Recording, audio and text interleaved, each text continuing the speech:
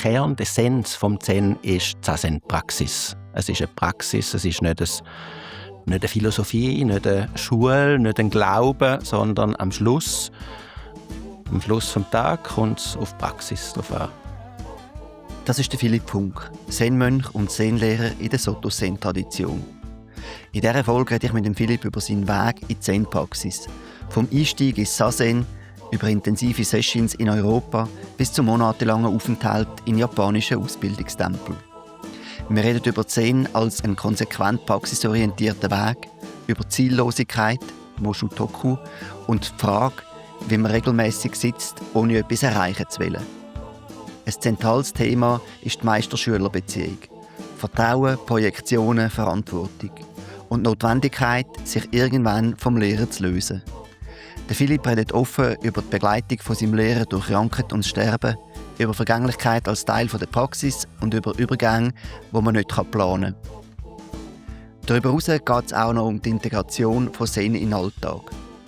Um Arbeit, Organisation und Gemeinschaft. Und um die Verbindung von Zen und Kunst, oder konkret um Zen und Jazz. Ein Gespräch über Zen zwischen Disziplin und Loslassen. Und darüber, was es heisst, immer wieder einfach zu sitzen. Bevor wir ins Gespräch eintauchen, ein kurzer Dank an die Community. Der Podcast ist ein Herzensprojekt und bewusst werbefrei. Das ist nur möglich, weil ihr die Produktion und die Reise zu den Gästen finanziell mittragt. Wer heute zum ersten Mal dabei ist, Details für einen Beitrag via Twint findest du auf www.meditationsszene.ch oder in den Shownotes. Und für alle anderen, jeder Kommentar und jede weitere Empfehlung hilft, dass die Gespräche mehr Menschen erreichen. Merci vielmals für eure Unterstützung. Willkommen zur Meditationsszene Schweiz. Ich bin Lukas Wittmer. Heute rede ich mit dem Philipp Funk. Der Philipp ist Zen-praktizierender, Zen-Lehrer und Kommunikationsfachmann. Er hat 1996 mit 23 mit der Zen-Meditation angefangen.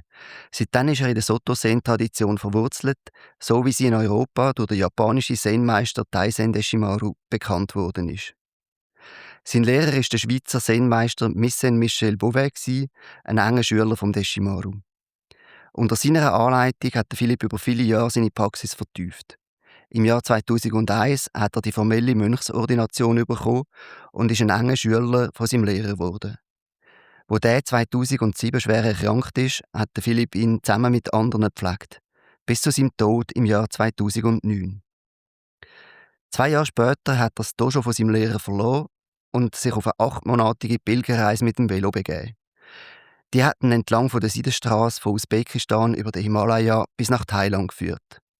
Nach dem Zurückkommen hat er 2012 zusammen mit ehemaligen Mitschülern das Mushin Zen Dojo in Zürich gegründet. Dort praktiziert und unterrichtet er seit 15 Jahren. Das Dojo wird heute von 3 Personen zusammengeleitet und bietet regelmäßige Zen-Meditation, Zazen-Tage und mehrtägige Sessions, das sind Retreats, an. Der Philipp ist auch Mitglied vom Verwaltungsrat der Association Zen International, ASI, mit dem Sitz in Frankreich.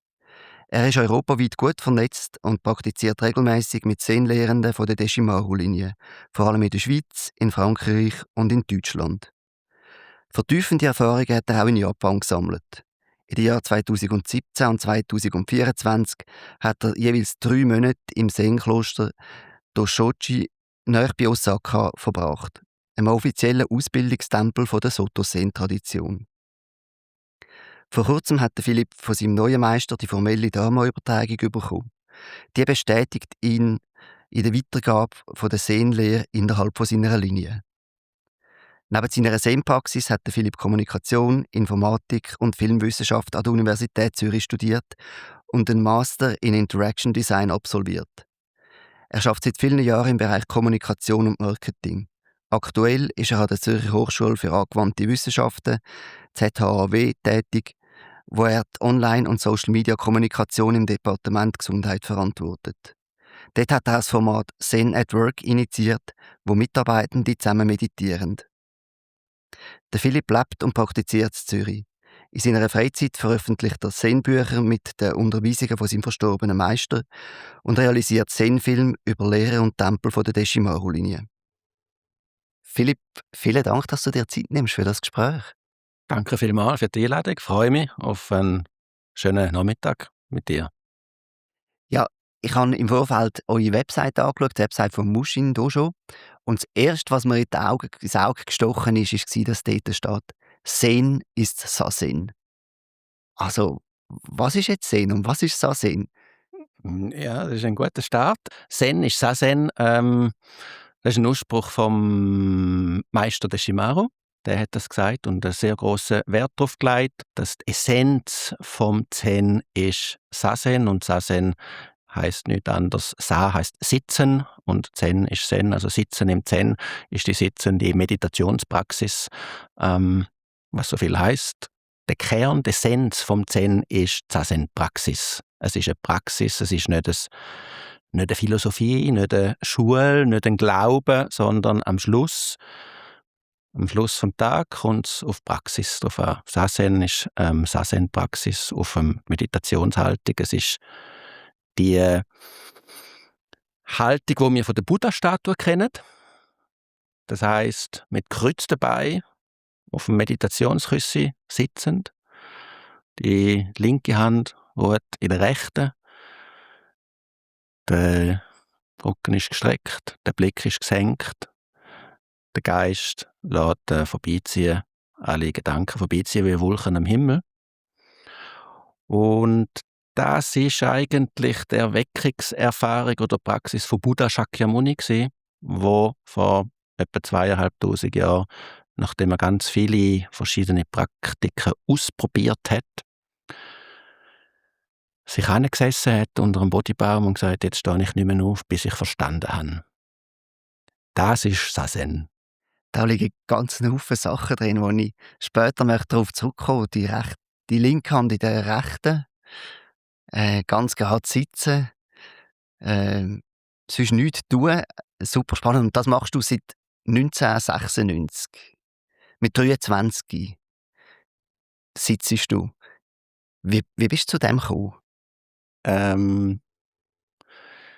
Ja, also das erste Mal seit 30 Jahren so sitzen und es ist wirklich nur das und es wird immer interessanter, es wird immer subtiler, immer besser. Es gibt keine jetzt in dem Sinn Abzeichnen und Medaillen oder so, sondern es ist eigentlich, die Praxis ist die gleiche wie, ist exakt noch die gleiche wie vor 30 Jahren, als ich dort damals in den Tempel in Frankreich gegangen bin und zum ersten Mal angesessen bin. Und es ist ja ganz wichtig im Zen. Also es gibt ganz ein bekanntes Buch vom Shunryu Suzuki, das heißt Zen-Geist, Anfängergeist, und das meint genau hinsitzen mit dem Geist, der offen ist und will herausfinden, da muss es doch noch etwas mehr geben als nur einfach so der ordinäre Alltag. Da gibt es doch irgend noch etwas. Und das ist, glaube ich, bei mir so der Fall gewesen mit 23. Ich habe vorher Architektur studiert und ich habe gemerkt, nein, irgendwie, das ist es nicht. Also ich habe gelitten im Studium. Ist auch verständlich, es ist halt so 14 Stunden am Tag arbeiten und sehr anstrengend. Und ich habe gefunden, nein, das ist es nicht. Es ist es und dann und dann und dann. Und habe eine Pause gebraucht, gefunden, ich muss Pause machen und überlegen, wann ich dann will. Das ist alles eher ein bisschen unbewusst gegangen.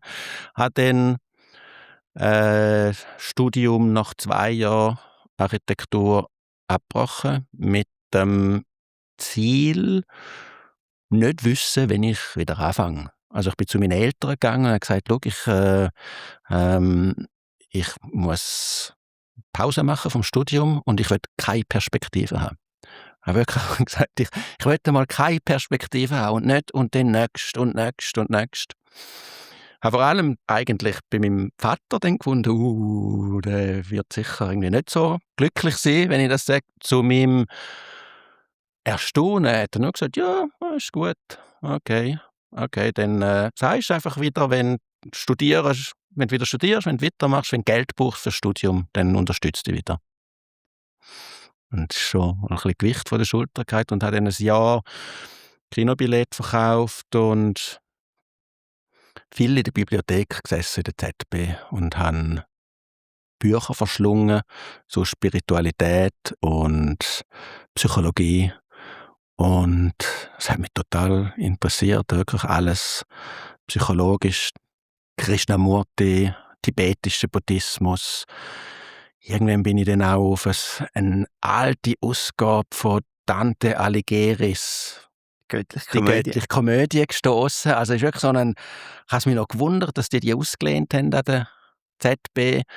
Habe die gelesen, über Roberto Assagioli, Psychosynthese, auf das gekommen. Und ja, mit meinem besten Kollegen damals aus dem Gymi, wo ich zusammen gewohnt habe, haben wir beide sind wir in einer anderen Situation gewesen, haben irgendwie über das geredet und uns gegenseitig inspiriert. Und irgendwann dann vielleicht so nach einem halben Jahr, so plus minus, oder ja, habe ich irgendwann mal gesagt, hey, Sani, jetzt haben wir viel gelesen, wollen wir mal etwas ausprobieren.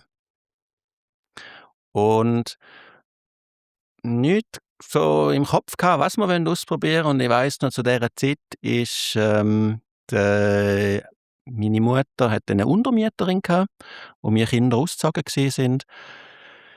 Meine Mutter hat früher noch Sazen gemacht, ohne dass das je ein Thema bei uns daheim war. Also das ist nie, also ich habe das nicht gewusst bis dort. Und die Untermieterin stellt sich heraus, dass sie die Dojo-Co-Leiterin war vom Zen-Dojo in Konstanz. Und wo wir das gesagt haben, etwas ausprobieren, weiss ich noch, haben die zwei noch gesagt, ja, also wenn ihr mal etwas ausprobieren wollt, geht doch da in die La Chandronnière, in den Zen-Tempel in Frankreich. Das ist etwas Gutes. Das war Dezember. Wir, wie wir so gesehen sind, spontan das Telefon in die Hand genommen, angerufen und gesagt, wir kommen dann in 3 Tagen. und sind dann runtergefahren, beide noch nie Zen praktiziert, keine Erfahrung, nichts. Aber ja, halt der Geist so offen, oder? Gefunden, probieren wir aus und sind dort runtergefahren nach Frankreich. Das ist im Loiretal, Blois, Orléans, dort umeinander. Sind wir dort runtergefahren, niemand kennt nichts und sind dort ins erste Zen-Session-Winterlager Also ihr seid gerade zack in ein Session. Von null auf Session. Ja. Und dann noch in einer Soto-Zen-Tradition, wo bekannt ist, dass sie nicht die leichteste ist. Also, was ich gelesen habe. Ja. Was habt ihr erlebt? Ja, das ist... Jetzt, wenn ich zurückdenke, wenn ich schaue, also bei mir hat es das offensichtlich wie gebraucht. Es ist damals ist das Winterlager noch richtig noch ein bisschen gächer gewesen als heute. Werden alle ein bisschen älter auch. Ich bin erst die 2. Generation und die Älteren sind die 1. Generation, die sind dort vor 30 Jahren auch noch ein bisschen jünger gewesen. Dort ist das Winterlager, ist dann nur ein Tag gewesen, Session, aber vom Morgen am 7 bis am Morgen am 4, wenn es mir recht war. Immer wieder mit Pause, aber sehr viel meditieren. Ich habe das Glück, dass mein Körper sehr flexibel ist und ich keine Knieschmerzen hatte, keine Rückenschmerzen und konnte einfach sitzen. Und ja, es war super. Und der Geist? Ja, weißt, am Anfang ist das fast noch einfacher, denke ich, weil alles ist so neu, sind alle Sinne so offen. Darum das Buch Zen-Geist, Anfängergeist. Also der Geist ist so offen und nimmt alles auf und es wird fast ein bisschen schwieriger, wenn man routiniert wird und dann anfängt über den Arbeitstag umzudenken oder den letzten Tag. Das ist wie nicht der Fall gewesen, wenn es so neu ist. Dann hast du einfach voll mitgemacht bei allem und geschaut, was die anderen machen und bist mitgegangen. Total. Und ich muss auch sagen, wir sind natürlich dann auch ein bisschen zusammen gewesen, wir zwei, und gefunden, ja, am Anfang ein bisschen skeptisch, ist ja wie auch normal. Man muss mal schauen, ein bisschen auschecken, was ist denn das da? Kann ich mich da drin hineingehen oder nicht? Das ist auch ein normales Verhalten. Also man muss unbedingt prüfen, kann ich dem vertrauen oder nicht? Und dann haben wir so ein bisschen kritisch, aber gleich mit vollem Herzen bei allem mitgemacht.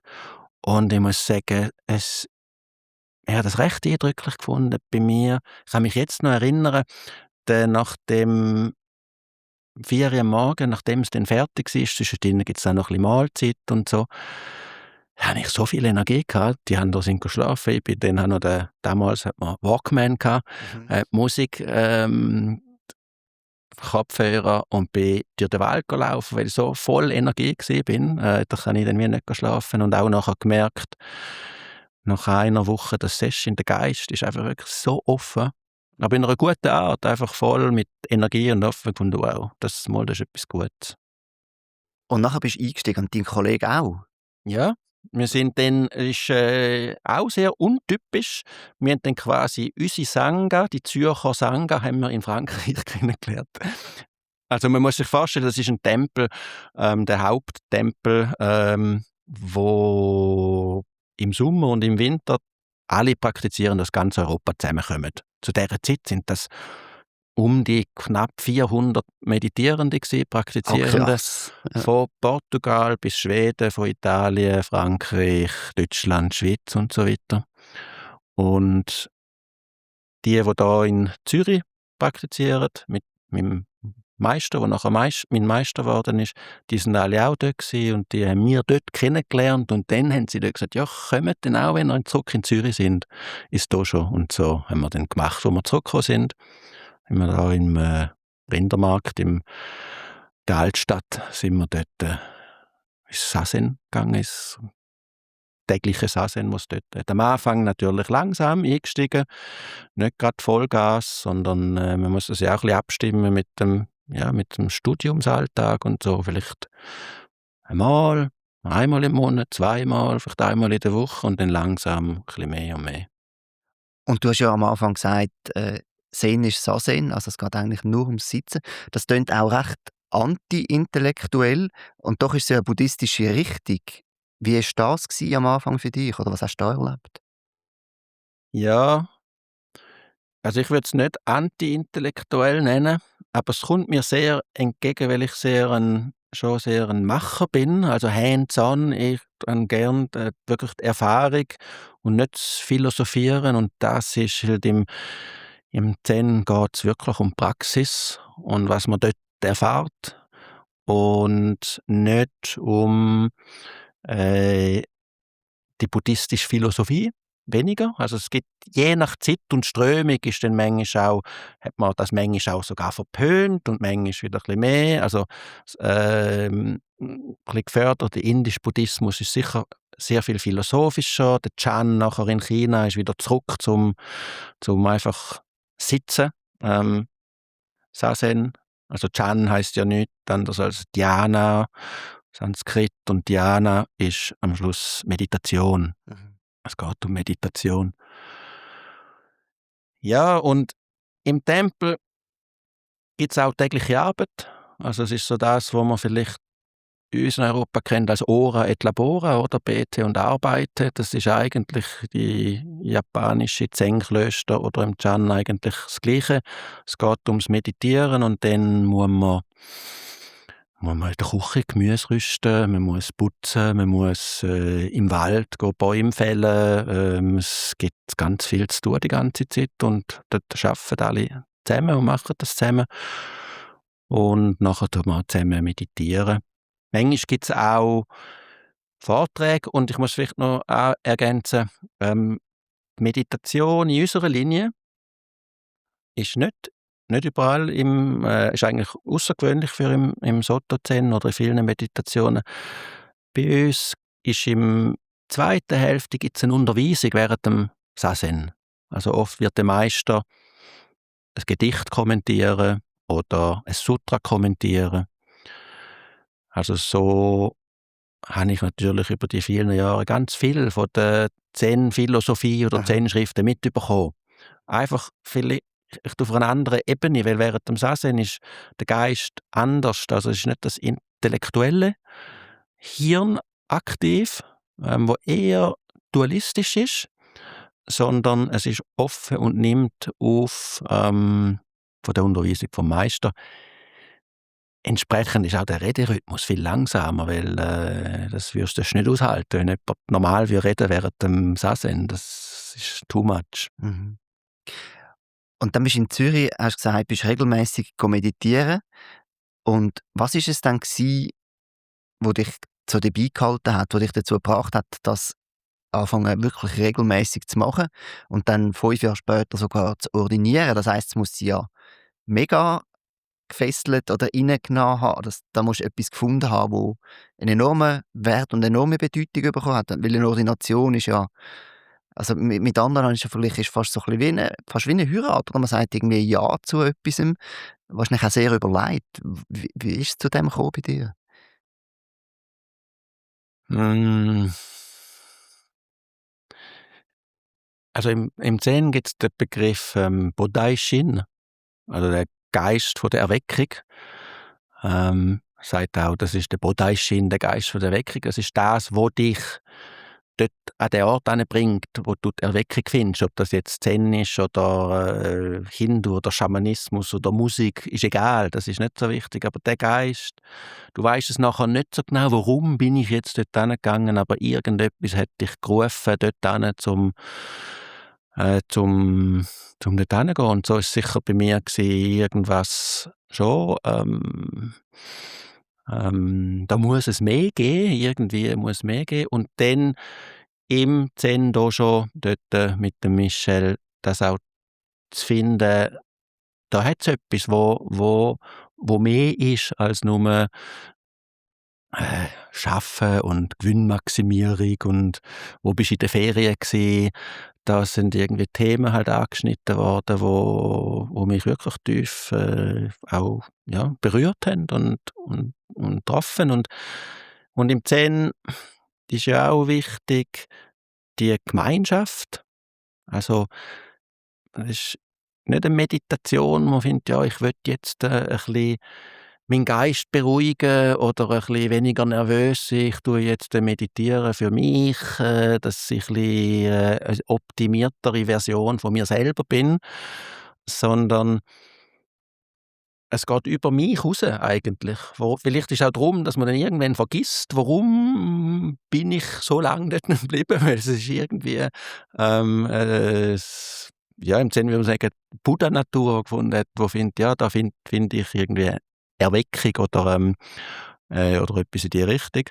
Und in der Gemeinschaft, das sind so verschiedene Leute. Das ist total spannend, finde ich auch. Also im Zen schon in Zürich, gleichfalls aber auch, oder noch vielfach mehr im Tempel in Frankreich. Da hast du so eine Diversität.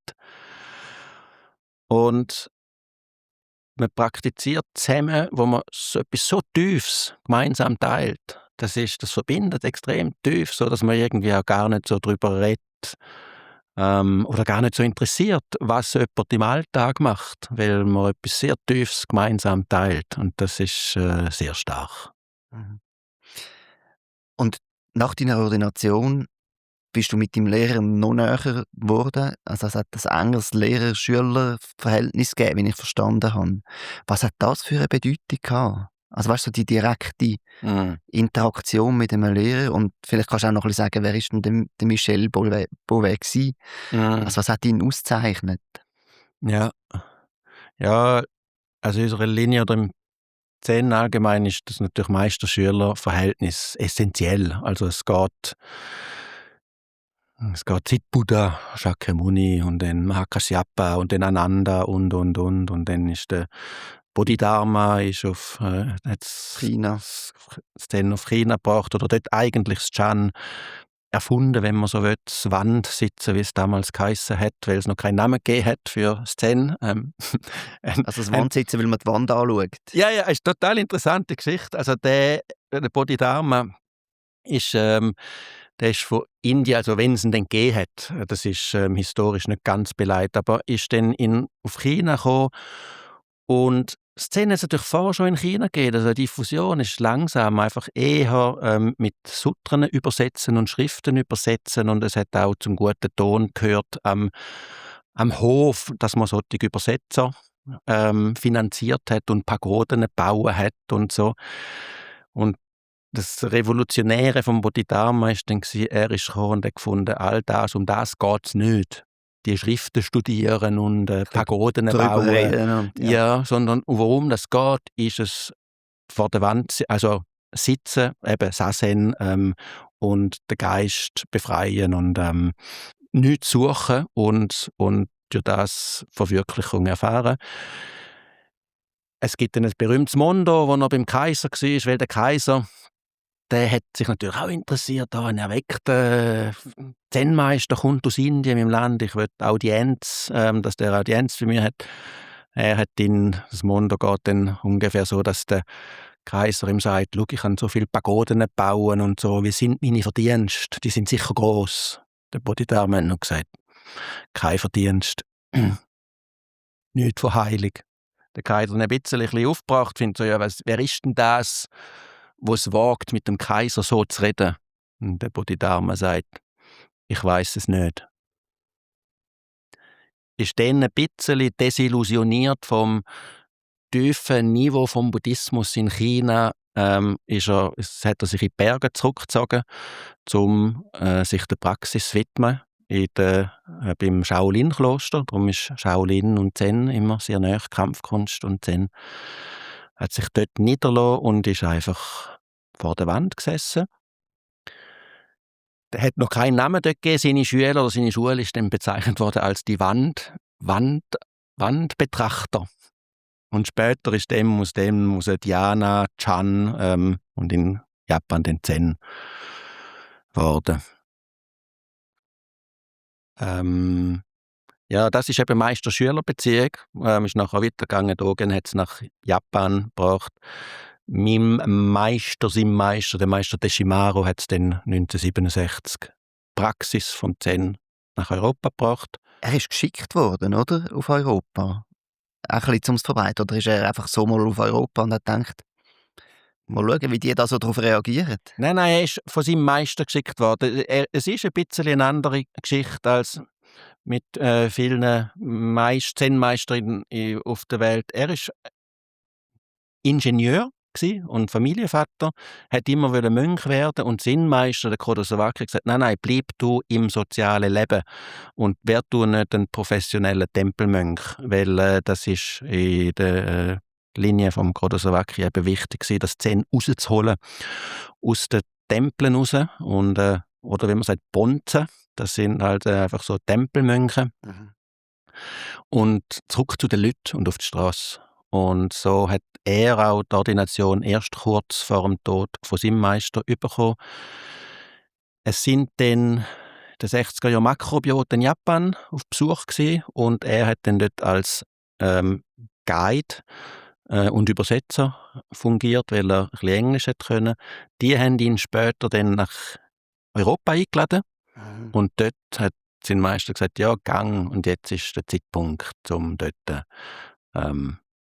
Zen in frische Erde zu setzen, Zen verbreiten. Er ist dann gegangen mit der Transsibirischen Eisenbahn, mit noch einem anderen Mönch, mit nichts, und hat dann da angefangen, in Paris halt, ja, mit nichts anfangen, das aufzubauen.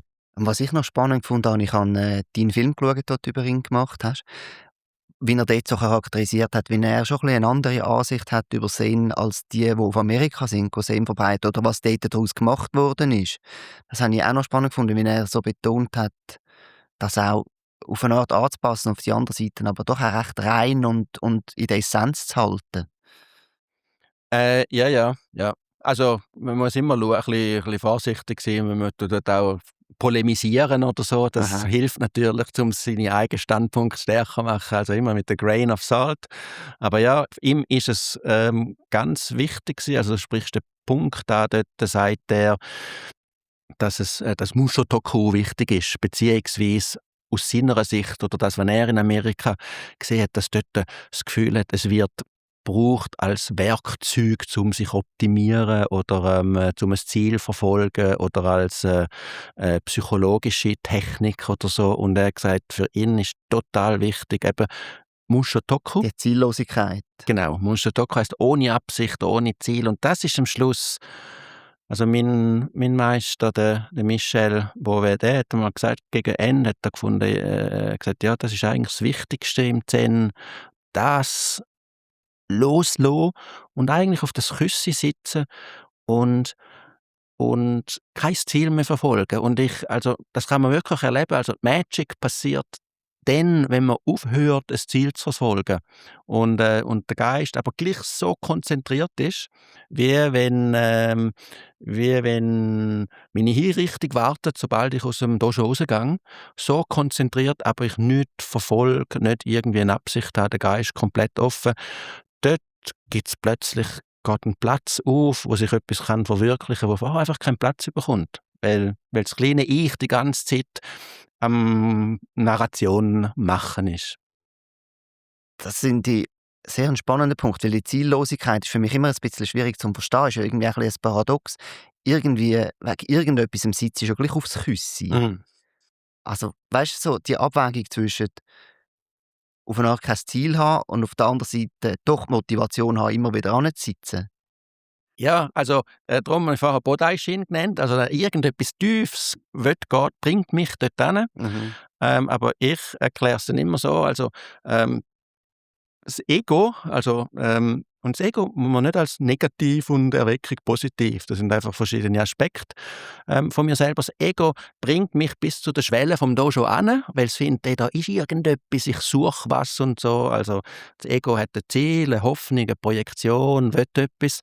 Und dann, wenn ich die Schuhe abziehe vor dem Dojo, kann ich das Ego dort abziehen und mich aufs Küssi niederlassen und für die 2 mal 40 Minuten, wo Meditation ist, aufhören, etwas zu suchen und einfach ankommen im Jetzt, da. Das heisst, die Ziellosigkeit bezieht sich schon primär wirklich auf Sazen, auf Sitzen und nicht, du jetzt Linienhalter bist, du hast kein Ziel und lebst so ein bisschen den Tag und schaust mal, was passiert. Nein, ja, also nein, das ist und das wird wie auch immer klarer. Man muss auch mit dem Zen und das zeigen auch so, wissenschaftliche Studien, sehr interessant. Also, der Geist wird viel flexibler, der kann schneller auch hin und her wechseln. Also, der ist nicht, alles muss einen Sinn und Zweck haben, versus alles ist egal. Ja. Sondern es kann extrem schnell hin und her switchen zwischen also, wenn ich arbeiten, dann muss ich auch einen Plan haben, Ziel, muss irgendwie Projekt leiten oder mitmachen oder Sachen umsetzen. Da braucht es ganz klar einen Plan. Aber ich muss auch wissen, wenn ich nicht in einer Leitungsfunktion bin, dann muss ich auch einfach folgen. Da muss ich auch können, dort switchen. Und Meditation, dort ist der Spezialfall, das ist eben die Essenz von der Meditation, ist eben, dass die Rolle, die Funktion komplett loslassen und sich eigentlich versenken. Für mich fühlt es sich manchmal so an, wie wenn ich mein wahres Selbst im Buddhismus, im Zen redet man oft vom True Nature, also das wahre Selbst kommt zum Vorschein. Es gibt Gedichte dazu, also die Blumenblüten, die sich öffnen und ganz verschiedene Bilder. Wie das wahre Selbst führen kommt, wenn man alles loslässt. Das ist da, also die Erweckung und alles liegt vor uns auf den Fuß, also vor den Füßen. Es ist auch nicht eine Meditation, um die Erweckung zu erreichen. Es ist eher eigentlich irgendwann mal zu verstehen und zu sehen, hey, die ist immer schon da gewesen. Die ist immer da. Ich habe einfach irgendwo gesucht und denkt sie, ich muss etwas machen, um es dann zu erreichen. Und die grosse Erkenntnis ist zu sehen, es ist da, die ganze Zeit. Das ist genial. Es gibt nichts zu erreichen. Es ist, ja,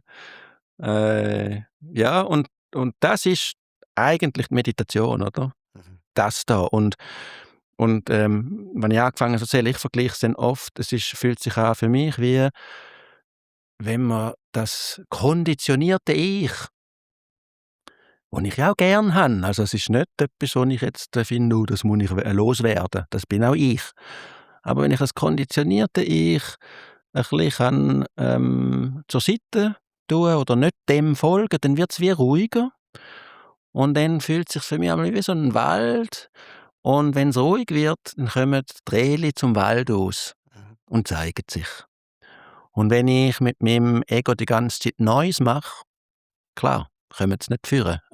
Und die tiefe Natur von mir kommt führen, wenn ich Platz mache. Wenn ich Platz mache.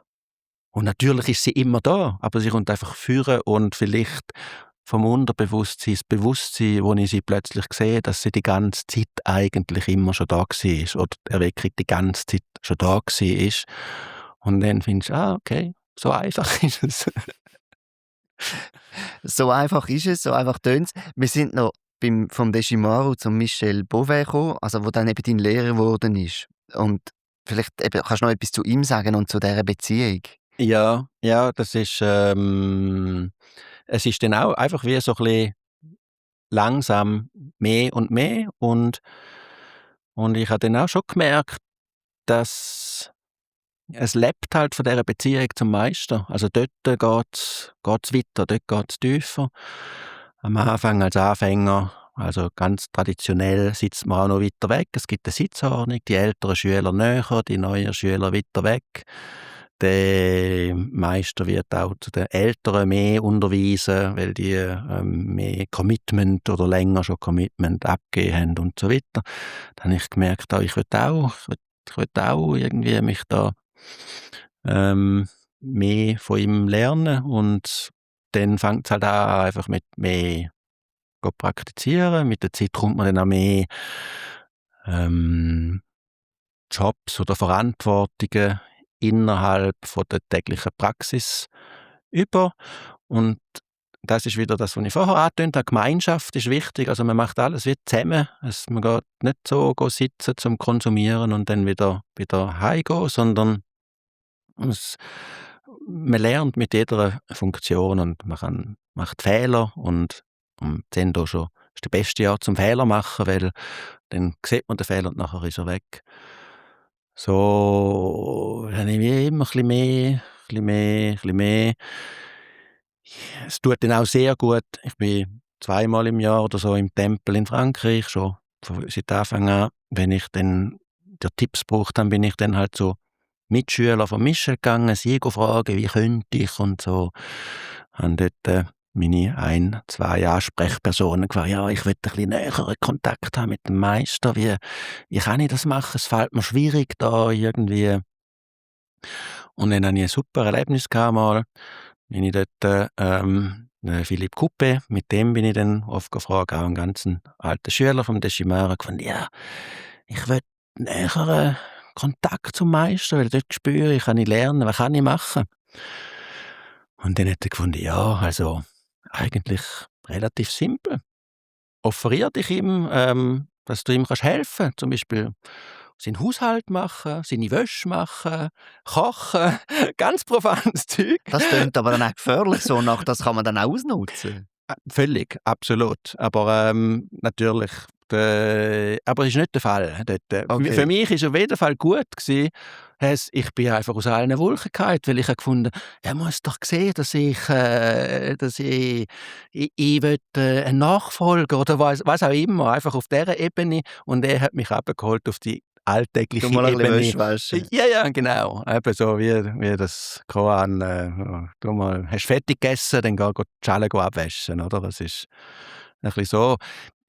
Ich habe dann nicht seine Wäsche gemacht und ihm den Staub gesaugt, aber er hat dann im Dojo dann einmal offeriert, zum Mittag zu kochen, wenn er und andere gearbeitet haben. Für die gearbeitet haben, gefunden, dann kann ich kochen. Ich habe dort noch studiert und später auch immer nur 3 Tage in der Woche 60% geschafft und den Rest dort im Dojo zugebracht. Und am Schluss ist es halt so ein bisschen Disponibilität zeigen, also zur Verfügung stehen.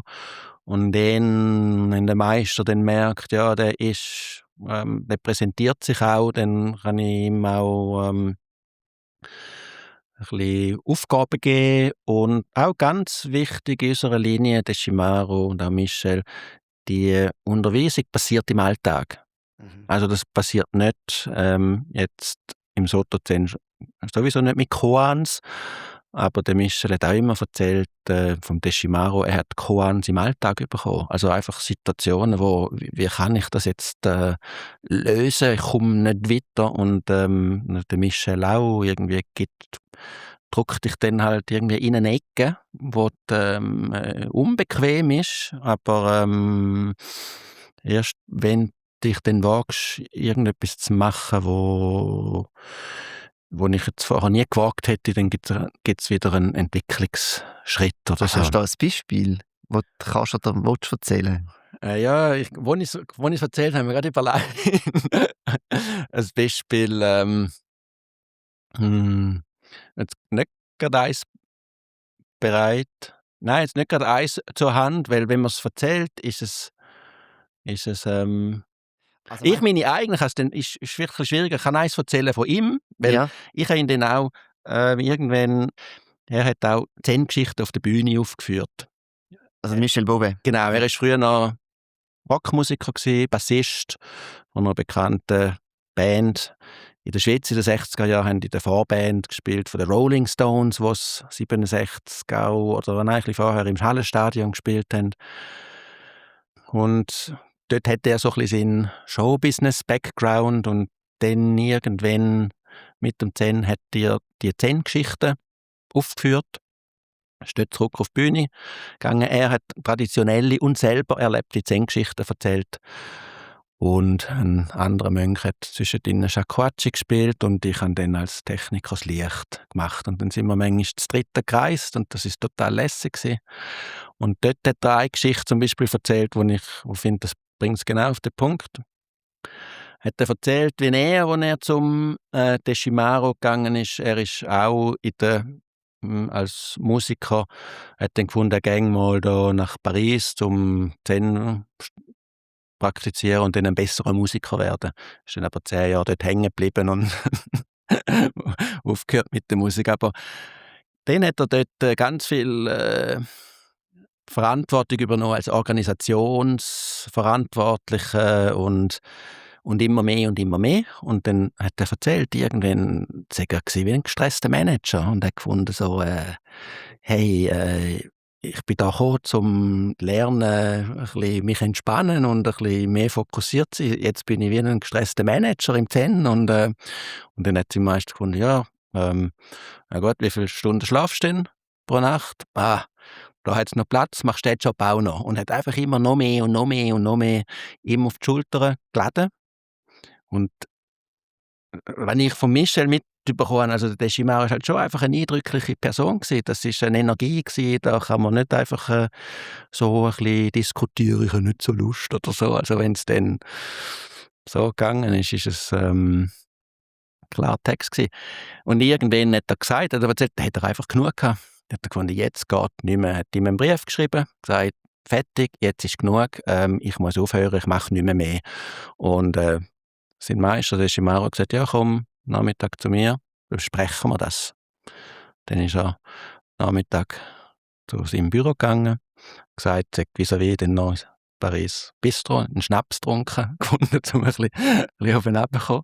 Nochmal einen, gefunden, okay, aber ich bin determiniert, jetzt nicht mehr. Ist reingegangen, hat die Türe gelütet, gedrückt, Türen aufgemacht und als er reinkommt, sieht er nur seinen Meister, der Shimaro, strahlend, lachend, so Thumbs up machend, sagen, wow, so lang warte ich auf den Moment. Wo du mal So, Nein sagst. ja, so lange. Also, seit Jahren habe ich dir immer mehr und mehr auf die Schulter geladen, dass du endlich mal irgendwann sagst, jetzt ist fertig. Aber jetzt sehe ich schon, ich habe es gehört, wie du die Leute gedrückt hast, du bist jetzt entschlossen zu machen. Super, ist gut. Und der Michel hat gesagt, die Welt nicht mehr verstanden. Irgendwie jetzt alles zusammengebrochen und dann ist wie weg. Ich finde, das finde ich eine super spannende Geschichte, weil oder wenn die Lehrer-Schüler-Beziehung so wichtig ist, dann muss man ja eigentlich sich an einem Lehrer auf eine Art auch anvertrauen und man muss irgendwie wissen, dass der Lehrer einem vielleicht pusht, vielleicht zum Teil in unangenehme Sachen reinpusht, aber es letztendlich immer gut meint.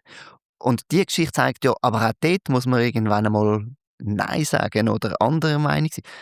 Hast du so etwas mit dem Michel dann auch erlebt? Ja. Nein, dort kann es dann auch wirklich schön werden, oder? Also, Also beim Anfang habe ich dann angefangen mit dem Spielen. Ich fand, jetzt probiere ich halt mal aus. Der Michel hat immer recht.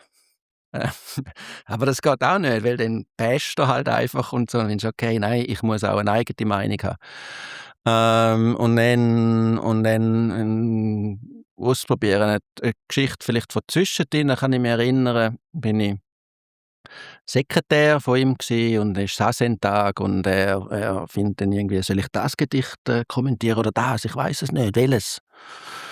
Und dann, das ist mein Meister und ich habe gefunden, schau, beide sind gut. Also was du erzählst, ist beides gut. Und dann, kurz bevor Sassen angefangen hat, kommt eine andere Schülerin, welches soll ich, das oder das?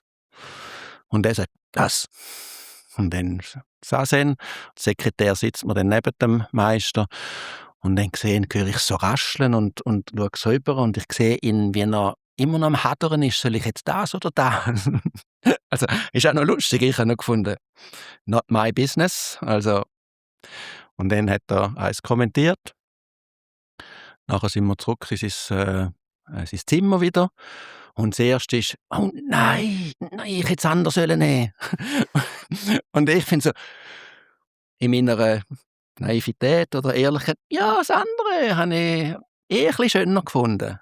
Und dort kommt dann der Meister, oder? Und dort hat er gefunden, hat mich gepackt, also Figuriert, ja. sinnbildlich gepackt, hat mich angeschaut und gefunden, ich habe dich gefragt, welches ist besser? Welches soll ich kommentieren? Wenn ich dich frage, sag mir deine Meinung. Dann will ich deine Meinung hören. Und nicht, was du denkst, dass ich hören will. Ich bin alt genug, sondern nachher selber entscheiden. Und dann habe ich gefunden, okay, ja, fair enough, stimmt. Ist gut, merke ich mir. Mache ich nicht nochmal. Und dann, so gegen den Schluss, war er schon krank, als ich den Film gemacht habe. Weiss ich noch, habe ich dann gesagt, ja, ich würde gerne eine Filmpremiere machen, weil ganz viele Leute haben gratis mitgearbeitet, Untertitel Also den Film über den Deshimaru. Ja, genau. Ja. Das war ein riesen Monsterprojekt, wo so viele mitgearbeitet haben. Und ich fand, ich würde das auch feiern, wenn jetzt die DVD da ist. Ich habe einen Raum gemietet und Leute aus dem Dojo haben geholfen, etwas kochen, Sushi machen und das. Und da habe ich Michel das gesagt, ja, ich will das eine DVD-Premiere machen. Ich habe einen Raum dort gemietet und er hilft beim Kochen und macht das. Und er hat nur gesagt, ja, aber von mir kommst du dann keinen Rappen über. Und ich so, ja, ich kann ja gar nicht, Leute gar nicht an, weil ich Geld von dir will, um das zu mieten. Ich habe mir das gar noch nicht dran gedacht. Ich wollte den Film feiern. Es hat jetzt ein Jahr oder 2 Jahre das Projekt gewesen. Also ja, aber ich zahle gar nichts. Und überhaupt, das ist ein Scheißfilm. Das ist kein guter Film. Und dann ich so, ja, ist mir doch gleich, dann mache ich halt eine DVD-Premiere für einen Scheißfilm. Das geht auch. Also wenn es ein schlechter Film ist, mache eine DVD-Premiere. Und dann haben wir uns so gegenseitig am Telefon so ein bisschen hin und her ja, unterschiedliche Meinungen gehabt. Und am Schluss sagt er noch, also nicht für ungut, also dann bis morgen. Und dann ist er gekommen, das war natürlich super gewesen, oder? Aber ja, aber dort ist... Aber ist jetzt das etwas gewesen, wo dich etwas hätte sollen lernen, oder ist das einfach auch eine Laune vom Meister gewesen? Nein, das ist offensichtlich. Also, weil schon während dem Film hat er gefunden, oh, da hoffentlich der Philipp nicht da in Wolke 7 und so und denkt, jetzt hätte er einen genialen Film gemacht und so. Ich habe immer gefunden, nein, ich mache es ja für den Shimaro und für die Sache und nicht.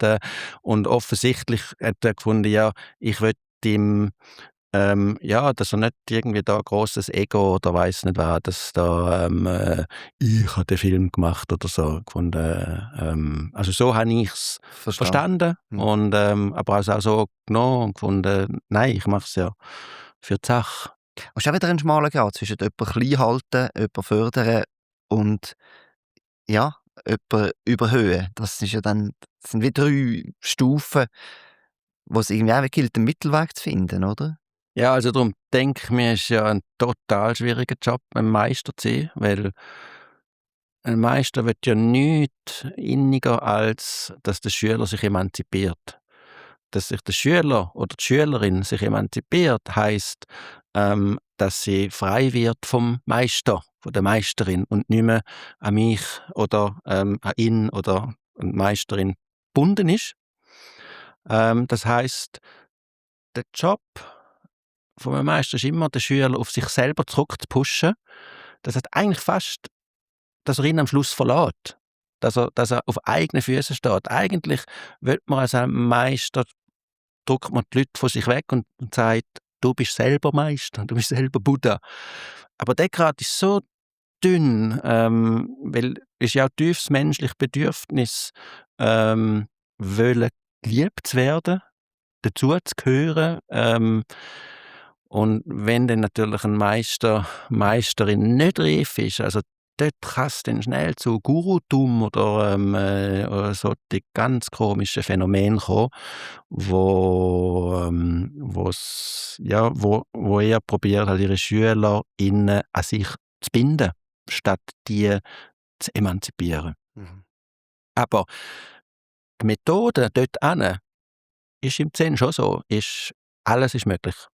Also es ist total unkonventionell, alles ist möglich, um dort hinzukommen. Aber der Geist ist das, was zählt. Ist es wirklich für den Schüler, für die Schülerin?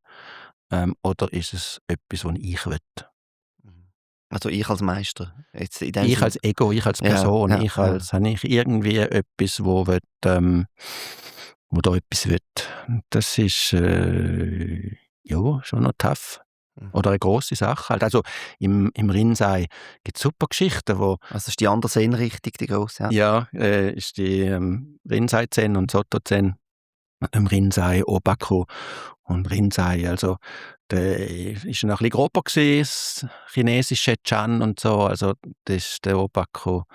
Dem Rinzai immer irgendwie, wenn er ihn eine Frage gestellt hat, immer die Faust ins Gesicht geschlagen und so. Bis dann irgendwann einmal, wo der Obaku ihn etwas gefragt hat, hat er die Faust dem alten Meister zurück ins Gesicht geschlagen. Und dann sagt der Meister, ja, jetzt, langsam, okay, langsam begreifst.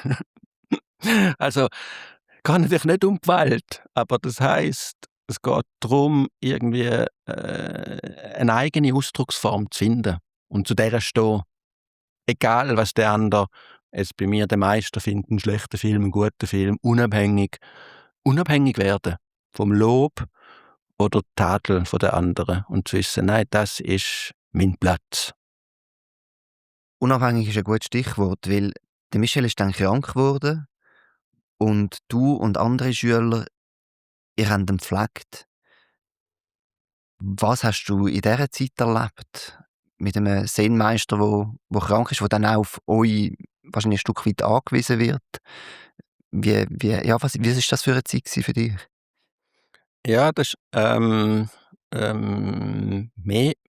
mehrere Facetten hat. Also es war eine total schöne Zeit gewesen, aber auch eine sehr schwierige Zeit natürlich, eine total schwierige. Also schwierig offensichtlich. Er hat Krebs gehabt, multiples Myelom und das ist dann einfach ist er unheilbar und an dem schlussendlich gestorben. Das zu sehen und zu begleiten ist einfach schmerzhaft. Und schön auf der anderen Seite, weil die Beziehung sich dort extrem ändert hat. Also vom gerade Meister-Schüler-Beziehung, wo es eigentlich doch eine Distanz wie zwischen Lehrer und Schüler in der Volksschule oder in jeder Schule, eine Distanz eigentlich wichtig ist, dass die Person das selbstständig lernen kann. Ist dort mit der Krankheit ist dann halt auch wie eine Freundschaftsbeziehung noch vorgekommen. Also halt, weil er dann auch einfach physisch abhängig geworden ist von Leuten und dann ihn im Rollstuhl rumfahren auf Spaziergängen und so. Und das ist ganz eine andere Atmosphäre dann mit dem Meister das zu machen, als wenn man da als Schüler hinterherläuft und Tee macht und so weiter. Hat es auch deine Praxis beeinflusst? Also ich meine jetzt mit Praxis, ich meine, das ist ja alles auch Praxis. So mit anderen Menschen sein, oder? Aber ich meine jetzt, ja, hat es irgendwie deine Praxis, deinen Weg beeinflusst, das Erleben, die 2 Jahre? Ja, ich denke sicher jetzt nicht auf einer bewussten Ebene, dass mir irgendein Aha gegeben hat, aber es ist wie einfach eine total schöne Begegnung, so Leute begleiten, auch ja, wo der Tod bei uns allen ist es der Tod sicher, oder? Mhm. Aber wenn dann da jemand wirklich im Tod innen begleitet, ist nochmal eine andere Realität als du und ich, wo's auch irgendwann kommt. Mhm. Und dann dort zu sehen, wie der Körper vergeht und das auch okay ist und normal ist. Und dann aber gleich, ja, da sehe ich halt also am Schluss tiefe Liebe eigentlich, oder? Für den meisten von dem, was ich so viel gelernt habe. Ja, vielleicht ist es das. Ist es wirklich dann die tiefe Liebe zu haben, sich dann auch für die Person zu kümmern, egal was, so gut es geht. Mhm. Wir alle, die es um ihn gekümmert haben entweder Familie oder Job oder Sachen gehabt und haben nicht einfach können von einem Tag auf den anderen alles loslassen. Mhm. Aber ja, das ist ein schönes Erlebnis. Und dann sein Tod, das ist ja dann nicht eine Emanzipation im Sinne von, du hast dich quasi auf einen eigenen Weg begeben, sondern das ist durch einen Tod, durch sein Sterben, hast du quasi keinen Meister mehr gehabt in dem Sinn. Wie hast du das erlebt? Du bist ja nachher auf eine Pilgerreise, also hast du Abstand gebraucht? Ja, das hat sich wie auch ein bisschen natürlicher gegeben. Es ist wahrscheinlich vielleicht wie wenn man so ja, ist wahrscheinlich auch eine Trennung von bei einer Trennung, sonst in einer Beziehung, dann fällt man mal in ein Loch oder ich bin jetzt dort nicht in ein Loch gefallen, überhaupt nicht, aber nachher eigentlich eher gefunden, so jetzt schauen, dass es wie weitergeht, dass wir den Raum heben können, dass eben nicht die Leute in ein Loch fallen. Aber gleichzeitig ist für mich etwas mit seinem Tod auch zu Ende gegangen. Also auf natürliche Art, also wenn wir so viel Zeit zusammen verbracht haben. Und ich muss dann auch sagen, ich habe den Traum von einer Veloweltreise natürlich schon seit der Uni-Zeiten in mir gehabt. Aber habe auch immer gefunden, nein, es ist nicht der Moment, weil der Michel noch lebt und ich praktiziere, kann ich nicht jetzt einfach sagen, hey, du, ich bin dann mal weg, Mhm. sondern das ist für mich wie nicht gegangen. Und dort, so dann etwa 2 Jahre nach seinem Tod, und ich gemerkt habe, okay, geht zu Ende, etwas Neues ist noch nicht da, ein Window of Opportunity geht auf. Ich könnte jetzt entscheiden, das zu machen oder nicht. Und dann habe ich gefunden, okay, ich glaube, ist gut. Und bin dann auf die Velo-Weltreise gegangen und hat sich dann bei der Reise eigentlich herausgestellt, dass es ja eigentlich eine totale Pilgerreise ist, um das alles ja, zum unbewusst wie verarbeiten. Also ein Punkt, etwas ist fertig, das Neue hat noch nicht angefangen und dann durch die wunderschöne Landschaft von Usbekistan, Tadschikistan, China, Tibet radeln, wo selber ist wie Meditation. Also ich bin dann 8 Monate, letztes Jahr hat mich jemand gefragt, hast du denn mal irgendwann in den 30 Jahren nicht mehr regelmäßig praktizieren? Und sagen, nein, ausser in den 8 Monaten. Aber die Velofahrt und die Natur ist halt Mhm. wie Meditation. Und habe ein sehr schönes Erlebnis gehabt. Bin mit dem Velo, ich glaube, das war über den Himalaya gewesen, bin ich vielleicht in Laos oder Kambodscha gewesen. Der Michel war auch Velofahrer gewesen und ich habe noch das eine oder andere aus seinem Fundus geerbt, unter anderem das Bärli Händchen. Und die hatte ich natürlich dabei gehabt auf meiner Velo-Weltreise und bin dann mit diesen Händchen gefahren. Nichts dabei gedacht. Und irgendwann, also sie haben sich dann halt langsam zersetzt, gell, nach mehreren Monaten immer trägen und so. Und dann ich weiss noch, ich sehe jetzt noch das Bild, das ist vielleicht dann eben Laos oder Kambodscha gewesen. Ich bin so gefahren und schaue so die Händchen an, wie sie so langsam in Fetzen gehen. Ich finde so, hey, weisst du was, Michel? Ich glaube, ich brauche dich jetzt nicht mehr. ich kann dich jetzt ausziehen. Und dann gefunden, jetzt kann ich das Velo selber steuern. Jetzt kann ich die Händchen ausziehen und das Steuer selber übernehmen. Das war irgendwie noch ein schöner Moment gewesen. Ja. Darf ich dir noch Tee anschenken? Ja, sehr gern. Was mich auch noch interessieren würde, was ich gelesen habe in deiner Biografie, ist, du bist mehrfach in Japan in so einem Trainings- oder Ausbildungskloster gewesen. Wie ist es zu dem gekommen und wie muss man sich das vorstellen? Mhm. Ähm, also in Japan gibt es sogenannte Senmon Sodo, oder? Das sind Ausbildungstempel für Zen-Mönche. Man muss sich das vorstellen, dass in Japan ist natürlich Zen-Priester ein Job. In Europa nicht. Darum haben wir alle noch einen Brotjob nebendran. In Japan ist das Zen-Priester. Normalerweise gehören die Tempel auch, sind die im Besitz von einer Familie. Und jemand von den Söhnen oder Schwiegersöhnen wird den Tempel weiterführen. Nicht wie bei uns Kirchengemeinde oder so. Und umgekehrt ist eine Familie einem Tempel zugeordnet, also nicht zugeordnet, es ist ein Familientempel, und auch wenn die hunderte von Kilometern wegziehen, ist das immer noch der Familientempel in Fukuoka oder Okayama oder whatever. Und die gehen dann immer für Zeremonien in den Tempel wieder zurück. Und in Japan gehört es dazu, dass es nicht nur eine Zeremonie beim Tod gibt, sondern auch 3, 5, 7 Tage nachher, 3, 5, 7, 9 Jahre nachher immer wieder. Und von dem leben eigentlich der Großteil der 15.000 Zen-Tempel in Japan. Vom Geschäft mit Zeremonien, Funeral Services, Todeszeremonien und Follow-ups.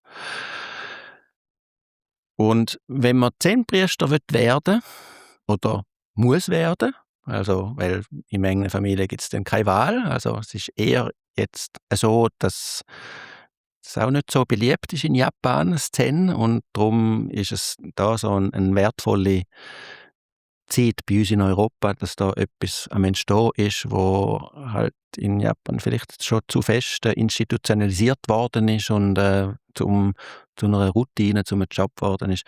Aber die müssen dann unter anderem, je nachdem, 6 Monate oder länger in so einen Trainingstempel gehen, um das Programm absolvieren, um dann ein Zen-Priester zu werden. Dort lernt man dann Zeremonien machen, die verschiedenen Rollen machen. Es gibt dann immer einen Turnus, also dem, wo ich jetzt bin, zum Beispiel Toshochi, sind wir je nachdem zwischen 20 und 30 Mönche und in dem Tempel sehr außergewöhnlich auch Nonnen gsi. Es ist ein internationaler Tempel gsi, was wenig gibt, und darum hat es dann auch Mönche aus Europa, USA, Brasilien gehabt, wo die Ango-Periode, heisst das, die 3 Monate oder 2x3 Monate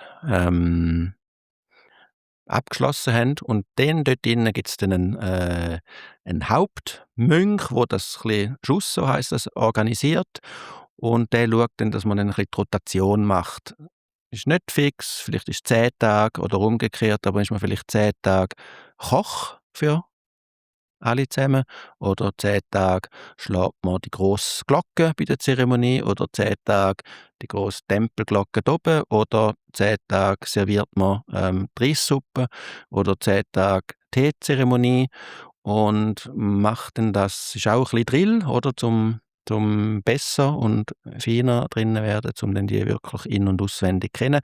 Dass, wenn man dann nachher den Familientempel übernimmt, dass man die Sachen ein bisschen kennt, Basics, und dann nachher kann wieder übernehmen. Und auch am Morgen, und nicht immer, aber oft am Abend Sazen, also Meditation. Aber das Sazen ist nicht die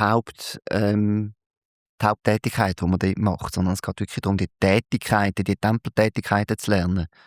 Ja, und das Ganze eben auch in der Gemeinschaft, das alles machen, dass man in der Gemeinschaft lebt. Es gibt sozusagen keine Privatsphäre, also man schläft im gleichen Raum, auf der gleichen Matte, wo man nachher meditiert. Also man wacht am 4 Uhr am Morgen auf und hat dann 20 Minuten Zeit, um den Foot noch zusammenrollen, zum Toilette gehen, um sich umziehen und dann auf dem gleichen Ort wieder auf dem Meditationsküssi sitzen, zum Meditieren.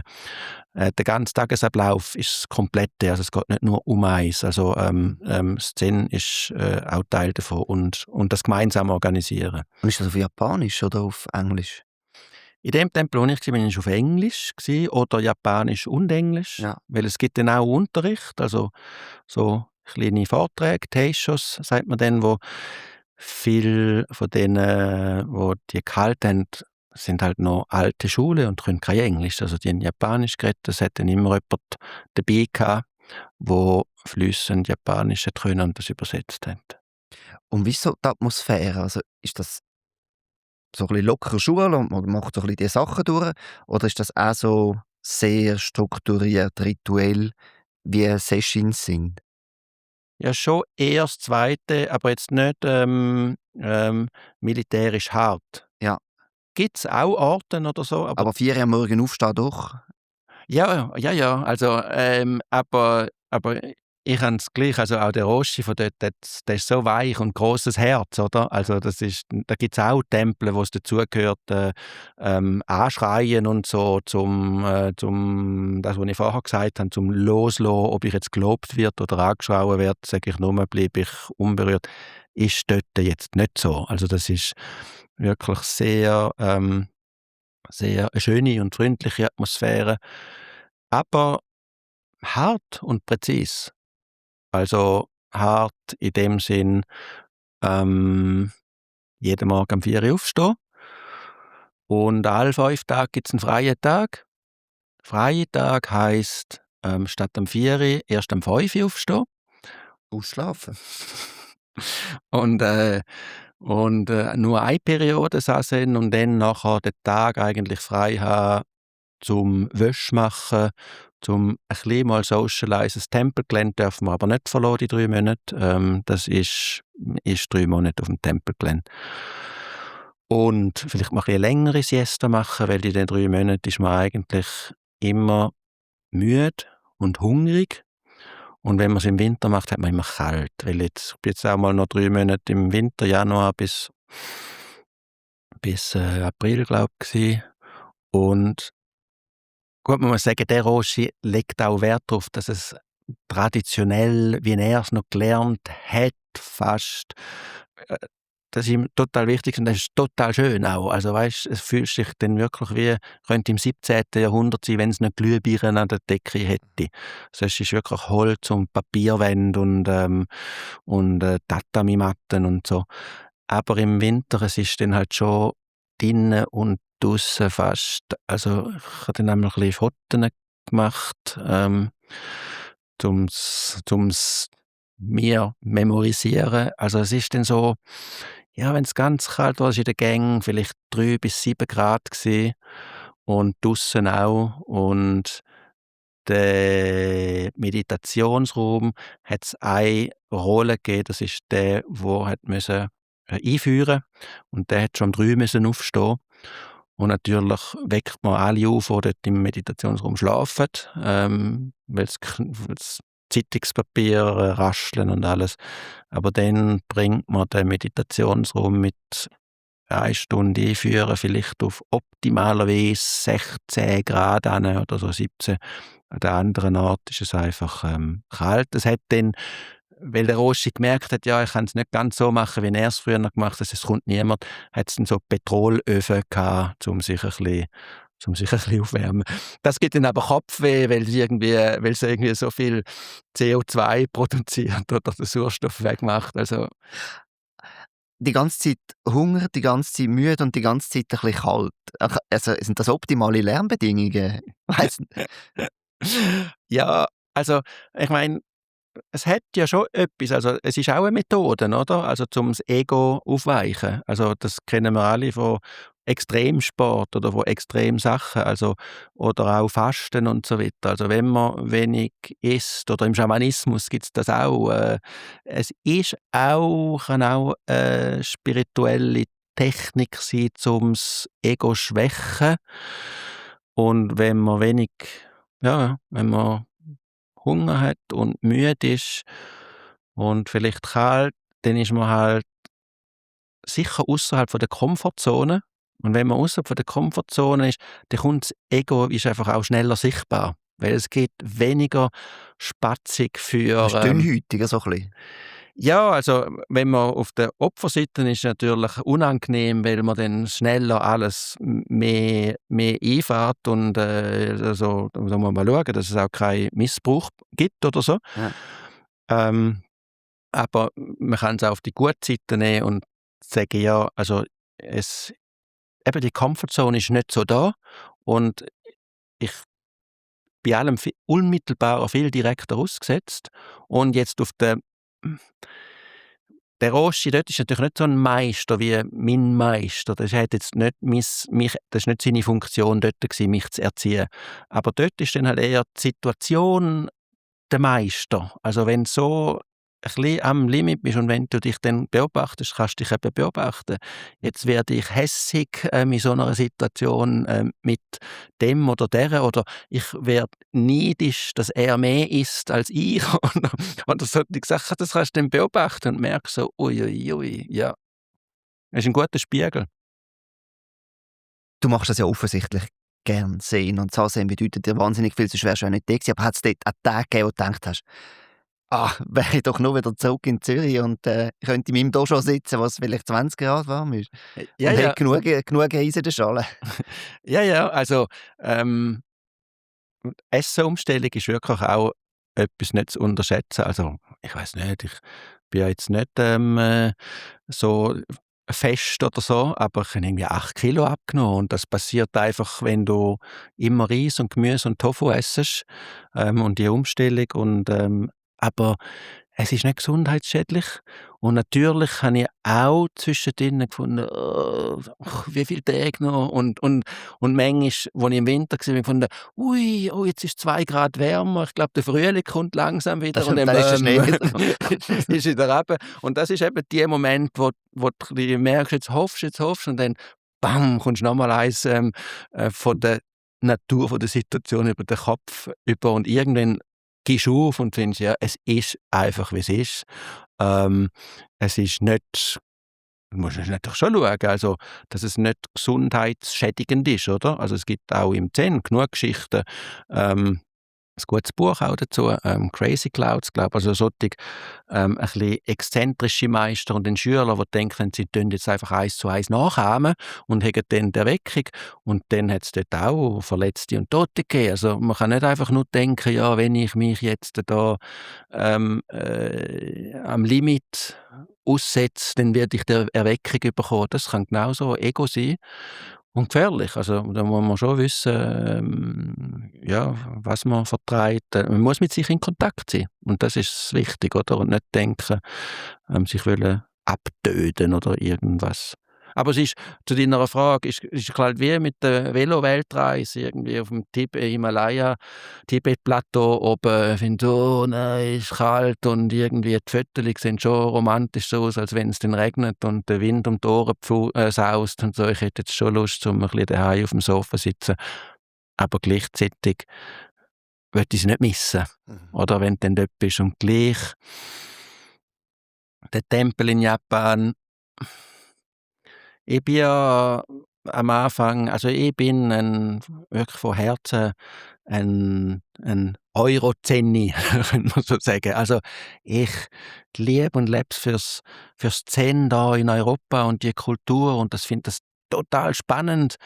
Es ist wie zu Zeiten von Bodhidharma in China. Das Zen kommt grad und ist etwas Neues, fühlt sich für mich an wie in Europa. Das Zen ist erst grad ist noch frisch, es ist in die Erde gepflanzt worden. Es ist etwas mit unglaublicher Kraft und Energie, die kommt. Und in dem können mitgestalten und Teil davon sein. Ich meine, das wird Generationen, Hunderte von Jahren dauern. Es ist nicht, dass ich das wird dann irgendwie erleben, aber einfach dort ein Teil davon sein, finde ich unglaublich spannend. Also das ist auch das, wo mich wirklich mit Leben und Begeisterung füllt. Aus dem Grund bin ich aber auch früher noch tendenziell eher ein bisschen, und das bin ich nicht der Einzige, jetzt dann so ein bisschen eine Tendenz gegeben, ja, in Japan, ja, da ist es alt und institutionalisiert und sklerotisch und so. Das Richtige ist da. Hat mein neuer Meister, der mir die Weitergabe gegeben hat mir dann mal gut eigentlich den Kopf gewaschen. Also indirekt, weil er gesagt hat, «Ey, ich empfehle es meinen Schülern, gang auf Japan und mach dir selber einen Eindruck. Mach dir selber ein Bild und schau es dir an.» Er hat gesagt, «Schau, ich bin auch in einem Tempel gsi, zmitzt im Ausgeh- und Red Light District von Sapporo, glaub, und die haben nicht gewusst, wie mit mir umgehen. Ich bin 3 Monate quasi allein im Zimmer gsi. Aber es ist eine gute Erfahrung gsi. Es ist wirklich gut. Und dann habe ich gefunden, okay, ja, also, was der Meister sagt, gehe ich auch. Und dann merkst du auch, wow, man kann viel lernen. Es ist nicht nötig, dort hinzugehen, dort ist der einzige Ort, aber es ist auch nicht nötig zu finden, ein Ort ist besser oder schlechter. Es ist, ist wirklich eine Erfahrung, die ich nicht missen will, und ich würde eigentlich auch gerne noch mal eine längere Zeit dort hingehen, obwohl ich nicht mehr müsste. Ich habe eigentlich alles abgeschlossen, weil ja dort auch eine Unterweisung stattfindet. Der Roshi tut halt einfach, tut jetzt nicht aktiv unterrichten, aber durch das, dass er einfach nur Vollgas auf seiner Mission den Tempel das war ein Tempel gsi, der vorher auseinandergefallen ist und der Bambus durch die Decke gewachsen ist Also und der Unterrichts- oder der ja, Lehrtempel, ja. und sind alte Autos dort in wie eine Garage abgestellt und so, und der hat gefunden, nein, da muss man etwas mehr draus machen, und heute ist es nach den 2 Haupttempeln der drittgrösste Ausbildungstempel dort, und das hat jetzt in 17 Jahren oder so ist er, glaube ich, ungefähr dort, und das finde ich sehr wirklich beeindruckend, wenn jemand und auch als ein Vorbild, wenn jemand so auf eine Vision, Mission und dann alles einfach gibt, ohne zu finden, ich will dann etwas dafür, das finde ich wirklich Chapeau. Ich möchte auf etwas zurückkommen, was du vorher erwähnt hast, im Zusammenhang mit auch den Gefahren, die bestehen. Und das ist, du hast das Wort Erweckung gebraucht oder Erleuchtung oder Befreiung, wie es auch genannt wird. Was spielt das für eine Rolle für dich und in deiner Linie? Also man hat ja auf der einen Seite das Ziellose und auf der anderen Seite ist das ja doch so irgendwie etwas, wo im Raum steht. Ja, Ja, ja, ja. Ja, es gibt zahllose Geschichten dazu auch. Also, es sind ja bekannte Zen-Geschichten, die ein bisschen mit Witz und Humor irgendwie pointierte Sachen rausnehmen. Und im Zen ist es schon, also im Soto-Zen, ich kenne das Rinzai-Zen ein bisschen weniger, aber im Soto-Zen ist sicher die Erweckung, es ist nicht das Ziel. Und das ist wirklich zentral. Also man muss sich das auf der Zunge zergehen lassen. Also das ist, sondern die Meditation, Sazen, ist die Erweckung in sich. Es ist natürlich auf eine Art ein sehr grosses intellektuelles Konstrukt, aber man kann es erfahren. Und das ist das, was ich vorher probiert habe zu erklären, ist, es geht eben nicht darum, ich sitze an, um dann zur Erweckung zu kommen, sondern ein anderes Bild gibt's manchmal, ist auch wie eine Zwiebel, wo man Schale für Schale für Schale wegnimmt und am Schluss ist nichts da, und dann kann man sagen, das Nichts ist am Schluss die Erweckung, und zu merken, es ist ja schon alles immer da gewesen und vor mir. Und die Erweckung muss man sich jetzt auch nicht als Moment vorstellen, wo dann ist, ich weiß nicht, himmlische Musik und weisse Elefanten, wo laufen, und Lotusblumen, wo vom Himmel runterfallen, sondern es ist am Schluss einfach Befreiung, vielleicht auch nur partiell, von der, ich könnte mich jetzt sagen, wirklich Knechtschaft von meinem Ego, wo eigentlich mir immer überzeugen, dass es existiert. Das Ego ist eine totale Illusion. Total, oder? Aber es probiert immer, mich zu überzeugen, dass ich existiere und ich das will und das nicht will. Mit der Zeit durchschaut man es immer ein bisschen mehr und langsam kommt man dem langsam ein bisschen auf die Schliche, und sich von dem zu lösen geht in die Befreiung und irgendwann wird man immer freier von dem, auch von seinem konditionierten Ich. Also, wow, ich meine, durch Kindheit, durch Jugend, durch Familie, durch Geschlecht, durch Kultur bin ich so viel geprägt, ist mir mitgegeben. Also das muss ich wie alles deprogrammieren oder mindestens einmal sehen, um mich dann langsam können befreien und aus dem konstruierten Ich rauszulösen und finden, wow, es ist viel grösser als das kleine konstruierte Ich. Und ja, und dann ist das eigentlich die Erweckung, die da ist. Es ist nicht ein Aha-Erlebnis. Und gleichzeitig kann das passieren ähm, durch, durch den Anblick von einer Blumenblüte. Gibt es eine Geschichte. Oder gibt eine andere vom Kisen, wo meditiert und meditiert und meditiert, halt eben mit dem Willen und findet, ja, ich will und irgendwann frustriert sagt er zum Meister, ich habe immer noch keine Antwort auf deine Frage, was ist die Antwort? Und der Meister sagt, ich könnte es dir schon sagen, aber wenn ich's dir, du würdest es mir später übel nehmen. Du musst es selber herausfinden. Und irgendwann frustriert geht er und zieht sich auf einen Berg zurück und praktiziert selber. Und eines Tages tut er mit dem Besen wischen, einen Stein, der vom Besen am Bambus prallt, macht einen Klang und der Pack macht bei ihm jetzt. Also Praxis ist nötig zum Vorbereiten und nachher muss man loslassen, dass es passiert. Also in der Musik, finde ich, hat es gewisse Ähnlichkeit. Also man muss üben, aber zum dann auf höchstem Niveau spielen, muss man dann alles können loslassen und es spielen lassen. Oder? Und im Zen, Don Cristiano, du musst üben und hast schon im Hinterkopf ja eigentlich das für etwas, aber irgendwann verschwindet es immer mehr, verschwindet es immer mehr und dann ist es nur noch Sitzen.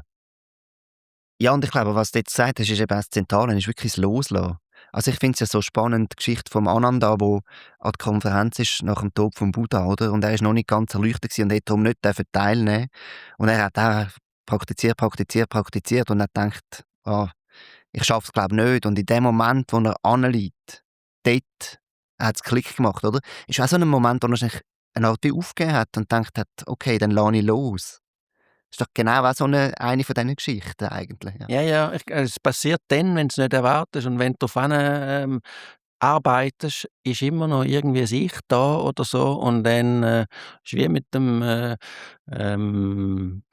beim Mountainbiken oder so die Unfälle passieren, wenn du dann Downhill gefahren bist und nachher denkst, jetzt bist du in Sicherheit oder so und dann nicht mehr aufpasst und im Zen ist wie einfach die umgekehrte Version davon.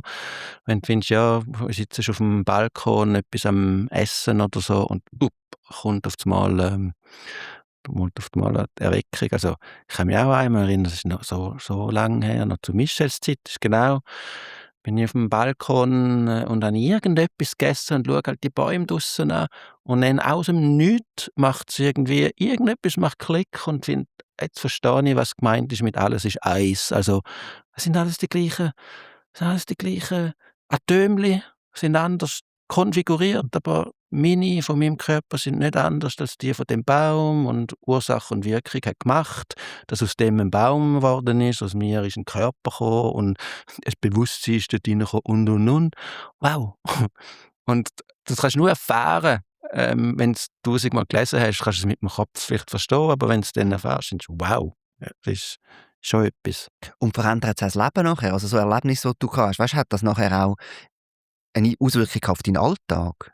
Bist du anders durchs Leben gegangen, also vorher und nach so einem Erlebnis? Ich glaube, das kommt einfach so ein bisschen Stück für Stück. Also, es geht dann eine andere Türen auf und dann nochmal eine andere Türen auf und irgendwann, ich glaube, wahrscheinlich ist nie fertig. Also, irgendwie merkst du dann irgendwann: «Wow, alles, was ich da aussen sehe, das ist ja auch 'n Theater von mir gemacht.»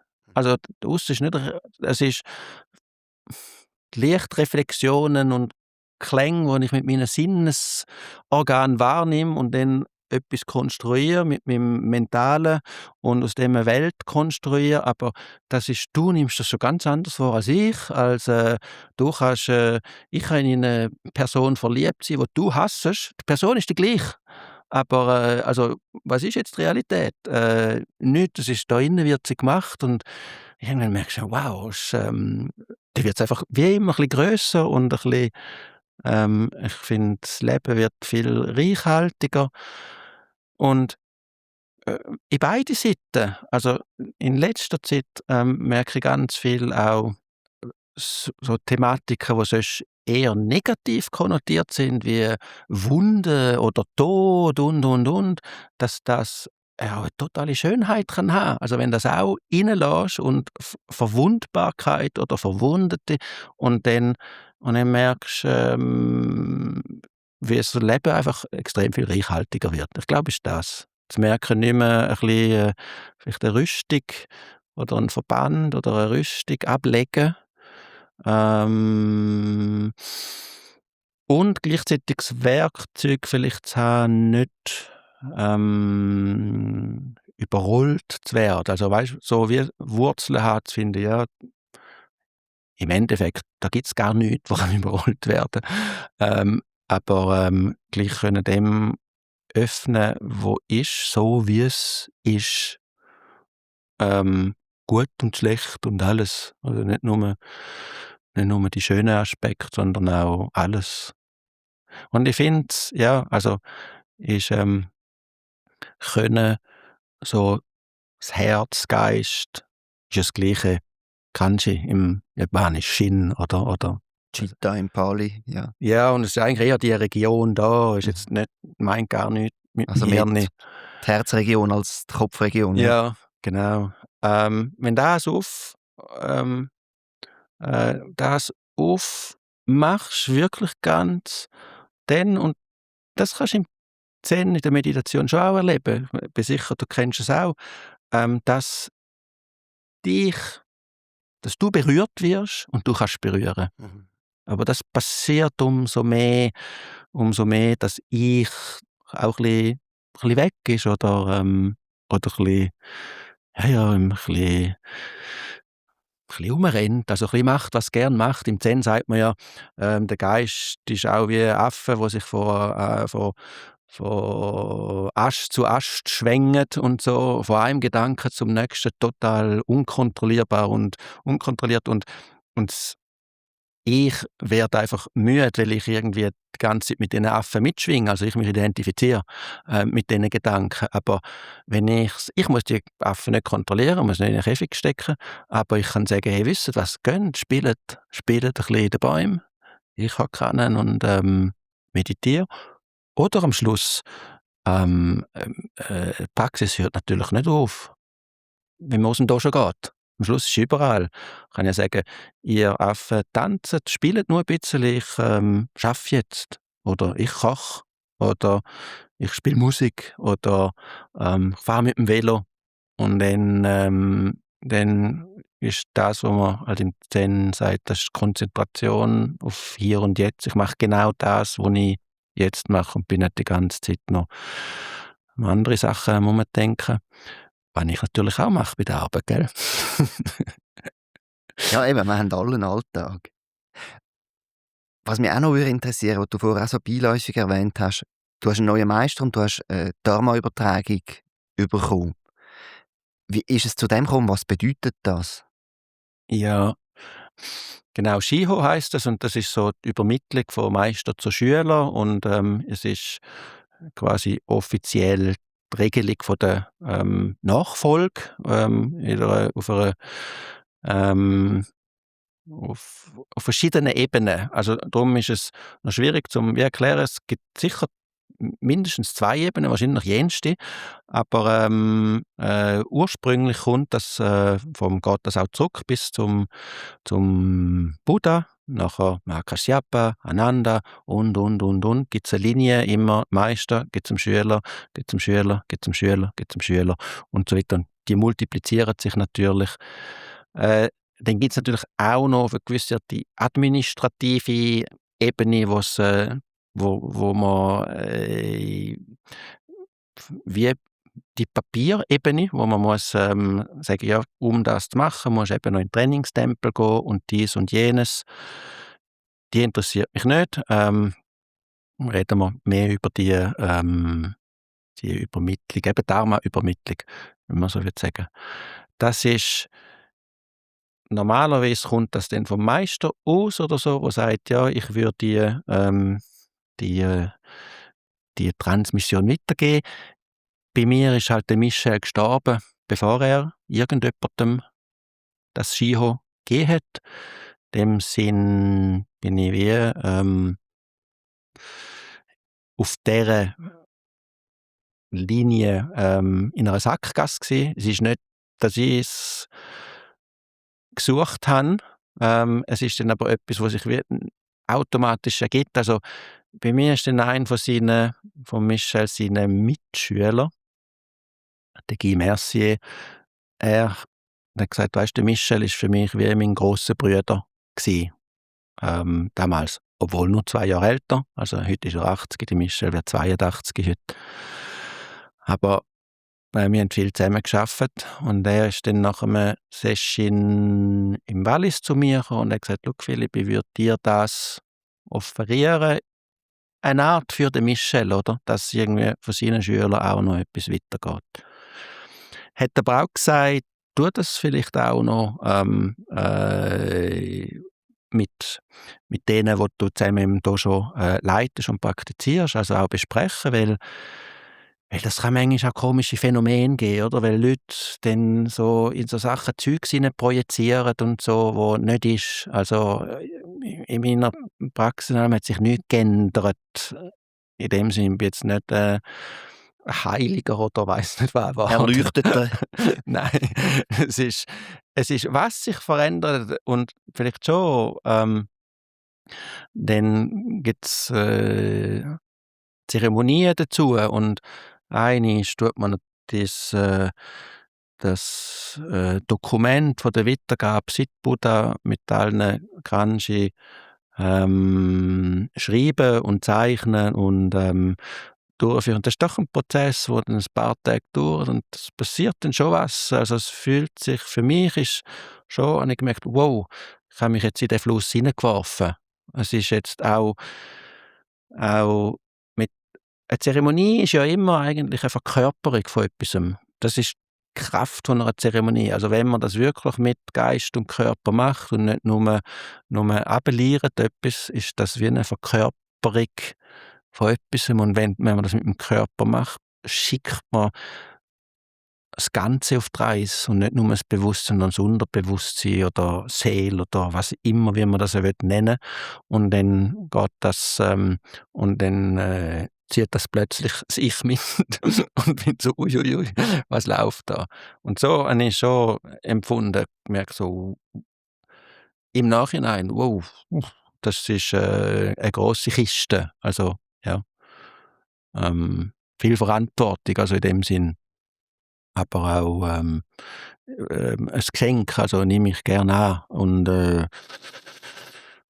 ja, ich tue mein Bestes dazu, das irgendwie zu erfüllen. Und Verantwortung im Sinne von, also das heisst, du musst jetzt quasi auch, also du willst ja aber musst auch unterrichten und schauen, dass die Linie weitergeht, oder Verantwortung im Sinne von, dass du es richtig machst, oder was ist die Verantwortung, die jetzt auf deinen Schultern liegt? Ja, am ehesten vielleicht das richtig machen. Also, und für da gibt es kein Rezept, was richtig Ja. und falsch ist. Das heisst, immer mich hinterfragen, ist richtig, ist es für mich oder ist es fürs Dharma, hat da irgendetwas, wo ich will, oder und ja, und dann das vielleicht oder auch nicht einmal jemandem weitergeben. Und Verantwortung, du merkst schnell, wie Ich das Ego sich dann auch meldet und findet so: «Und kann ich jetzt nicht mehr wählen, wann ich will?» So, merkst: «Hm, ich glaube nicht.» Glaube nicht, irgendwie, ist noch seltsam. Ja, und ich habe doch viel von meinem Meister, von Michel, wie bekommen und das möchte ich wie weitergeben und sehe es auch in meiner Verantwortung, das weiterzugeben. Das hat er vom Deschimaro bekommen, vom Kodosowaki. Und jeder immer gefärbt mit seiner Persönlichkeit. Also, der Michel ganz anders als der Guy, als der Philippe Coupet, die geben das alles wieder mit ihrem Touch. Aber es kommt etwas dann wieder, wo weitergeht. Und dort halt tiefen Respekt vor meinem Meister und hoffe, dass ich so mache. Und habe auch selbstbewusst, ich denke schon, aber so wie er's unterrichtet hat. In der Einleitung habe ich aber gesagt, du bist gut vernetzt in der Schweiz, in Europa. Das heisst, du bist auch nicht allein. Also, Nein. du hast auch Kolleginnen und Kollegen zum Reflektieren, was Nein. richtig und falsch und gut und vielleicht nicht so geeignet ist. Ja, zum Glück. Also ist total wichtig. Und also auch da, das Muschin da schon in Zürich, leiten wir zurzeit das Dritten, und die 2 Nonnen, die mit mir leiten, die praktizieren schon seit 40 Jahren. Also die sind eigentlich alte Schülerinnen für mich. Und da reflektieren wir alles, immer besprechen und wägen ab dafür und dawider. Und es geht super gut. Also wir funktionieren wirklich super gut zusammen. Dann geht das weiter. Unsere Linie, eben die Deschimaro-Linie, die ist zum Glück sehr gross in Europa. Es ist die grösste Linie in Europa. Der Deschimaro hat wirklich sich geschont. Der hat so viele Dojos gegründet, als er da gekommen ist in den 10 Jahren, wo er gelebt hat. Da war er 67, 15 Jahre bis 82, 15 Jahre. Gibt sehr viel, und ich gehe mehrmals pro Jahr, mittlerweile ist es mehr als 2-mal pro Jahr, in den Tempel nach Frankreich, an Seychins in Frankreich mit dem Skihomeister, mit dem Guy Mercier, mit auch anderen Meister von der ersten Generation. Ich bin auch im Conseil Administrativ, heisst das, also im Verwaltungsrat von der Association Seine Internationale, wo wir uns 2-mal im Jahr in der Chandronnière treffen. Das sind dann Leute aus ganz Europa, wo wir schauen, Tempel, was muss man investieren, renovieren, wie tun wir die Lager organisieren, und auch dort natürlich immer total wichtig austauschen. Wie machen die es bei euch? Wie machen wir es bei uns? In der Schweiz gleich. Es gibt es hier in Zürich, also 2 sogar von unserer Linie. Dann gibt es St. Gallen, Konstanz, Bern, und wir organisieren auch einmal im Jahr ein Session gemeinsam hier in der Deutschschweiz am Bodensee, wo wir die Organisation rotieren, und dann sind wir dort so normalerweise um die 50 bis 70 Personen, die dann dort kommen, meditieren. Auch dort tauschen wir uns, wie funktioniert es bei euch, wie machen wir es, wie wollen wir Änderungen anpassen oder nicht.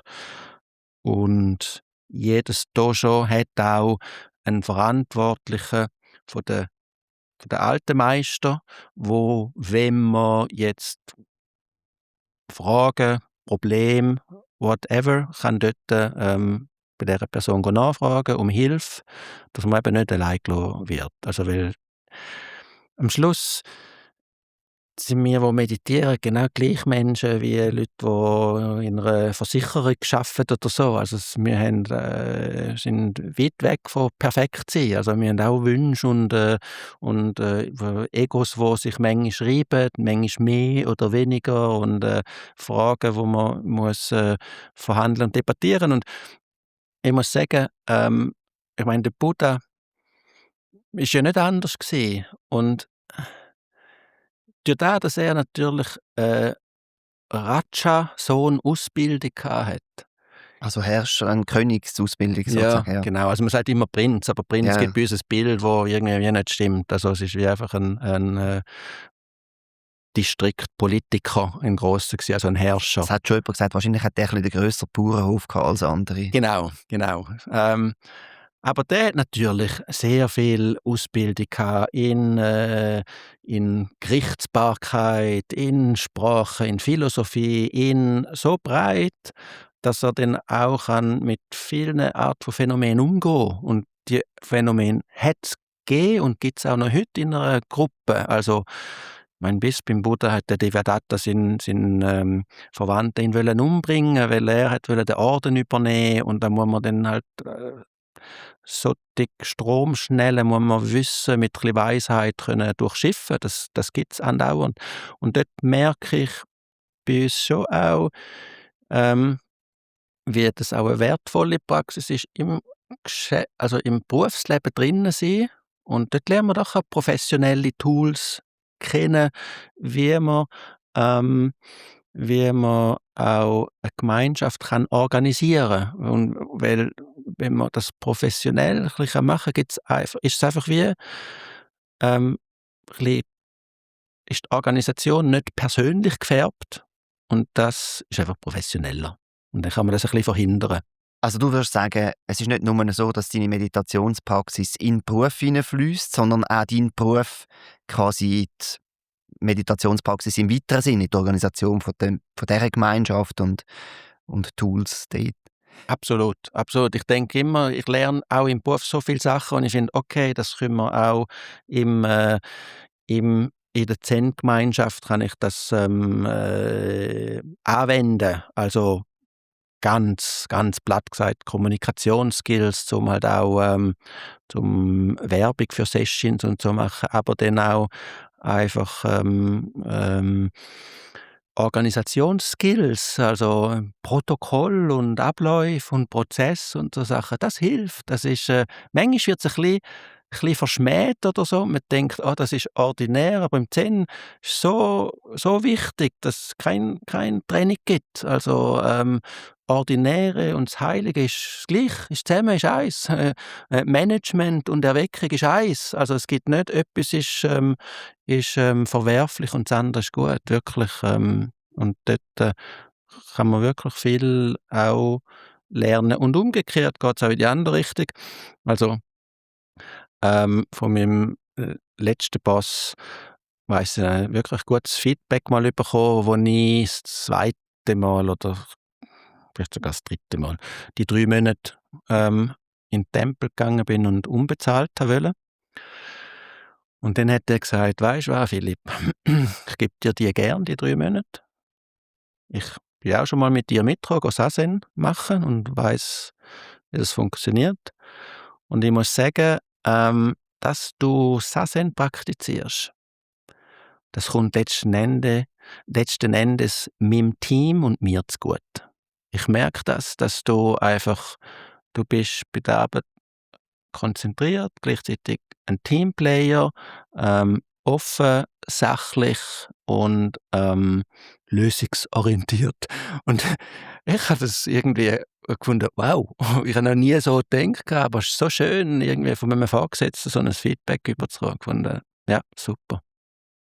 Ja, das ist schon ein schönes Feedback, weil es auch zeigt, dass es geht dann schon ein bisschen tiefer als einfach nur ein bisschen ruhiger und ein bisschen produktiver, was zum Teil so mit Mindfulness irgendwie gefühlt angestrebt wird im Geschäftsumfeld. Ja, klar, absolut, absolut. Und dort ist vielleicht der Teil vielleicht Teamplayer oder so, weil einfach nur Effizienz, das wäre vielleicht das Management und ein Teamplayer merken, oh, da ist auch noch ein bisschen Social Kit und egal was man macht, Spass haben bei dieser Arbeit. Ja. Oder? Das ist ja auch ein bisschen im Zen, im Tempel ist die tägliche Arbeit, die heisst Samu. 'N wichtiger Aspekt, sei das eben in der Küche Gemüse rüsten oder im Wald holzen oder WC putzen. Ist wirklich ein wichtiger Aspekt und egal welchen Job du machst, machen ganz und voll und nicht finden: «Oh, ich würde aber lieber das machen und ich hätte lieber die Rolle.» Sogar super spannend im im in Japan im Ausbildungstempel, und ich finde das so schön, gibt's einen Hauptmönch für die 3 Monate, für die Ango-Periode. Das ist der Shusso, das ist der Head Monk, Hauptmönch, wo das ist sein Teil von der Ausbildung, das alles zu organisieren. Und bei der Arbeit, bei dem Morgenputz, dann gibt es immer Rotation, ausser der Schuss so, bei dem gibt es keine Rotation, der tut 3 Monate lang die WC von allen putzen. Und warum? Dass er nicht irgendwie das Gefühl bekommt, er sei jetzt Hauptmönch sei wichtiger. Es ist einfach eine andere Funktion als Koch oder als Putzer. Es ist einfach eine andere Funktion, es ist nicht wichtiger, nicht weniger wichtig. Einfach eine andere Funktion. Und das ist wirklich, das ist noch stark. Mhm. Ja.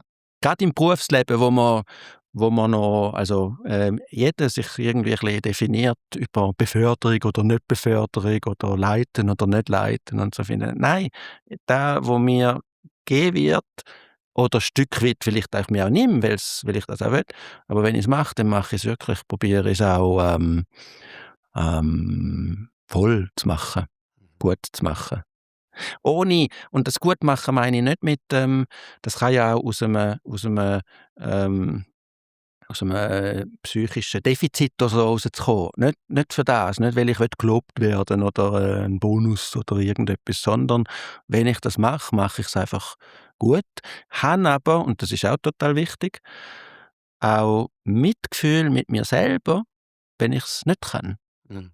Weil wirklich aufpassen, das finde ich total spannend, das Zitat von Deschimaro, es braucht 3 Sachen: Energie, Weisheit und Mitgefühl. Energie zum Machen, zum eben wirklich voll machen, Weisheit zum Wissen, was machen und was nicht machen und Mitgefühl mit sich und mit den anderen, aber eben jetzt mit sich, wenn man es nicht schafft. Also, und mit den anderen, wenn sie es nicht schaffen oder sie nicht Energie haben oder sie nicht Weisheit. Schon wichtig. Vielleicht in Richtung Abschluss ein Thema, das mich auch noch interessiert, das ich noch auf der Liste habe, ist, du bist auch sehr interessiert an Kunst und hast unter anderem mit dem Nick Pertsch zum Beispiel, mit dem Pianist, auch schon Zen und Musik verbunden. Beim Nick Pertsch liegt es vielleicht noch auf der Hand, weil er ja auch sehr Zen beeinflusst ist. Wie ist es zu dem gekommen? Was hat er da gemacht? Ja, das ist eine lustige Geschichte. Er hat ja das Projekt, das heißt Zenfunk. Also mit Ronin und ja, ich habe die das erste Mal so vor langer Zeit mal gesehen und gehört im Moods.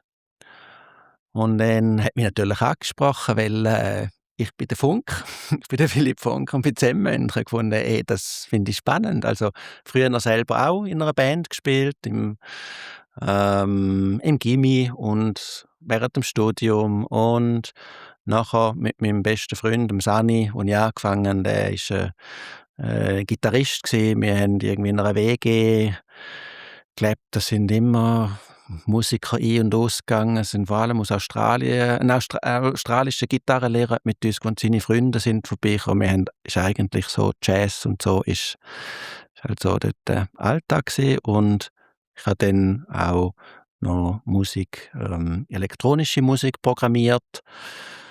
Ja, in dem Sinn habe ich wie schon eine Liebe zur Musik.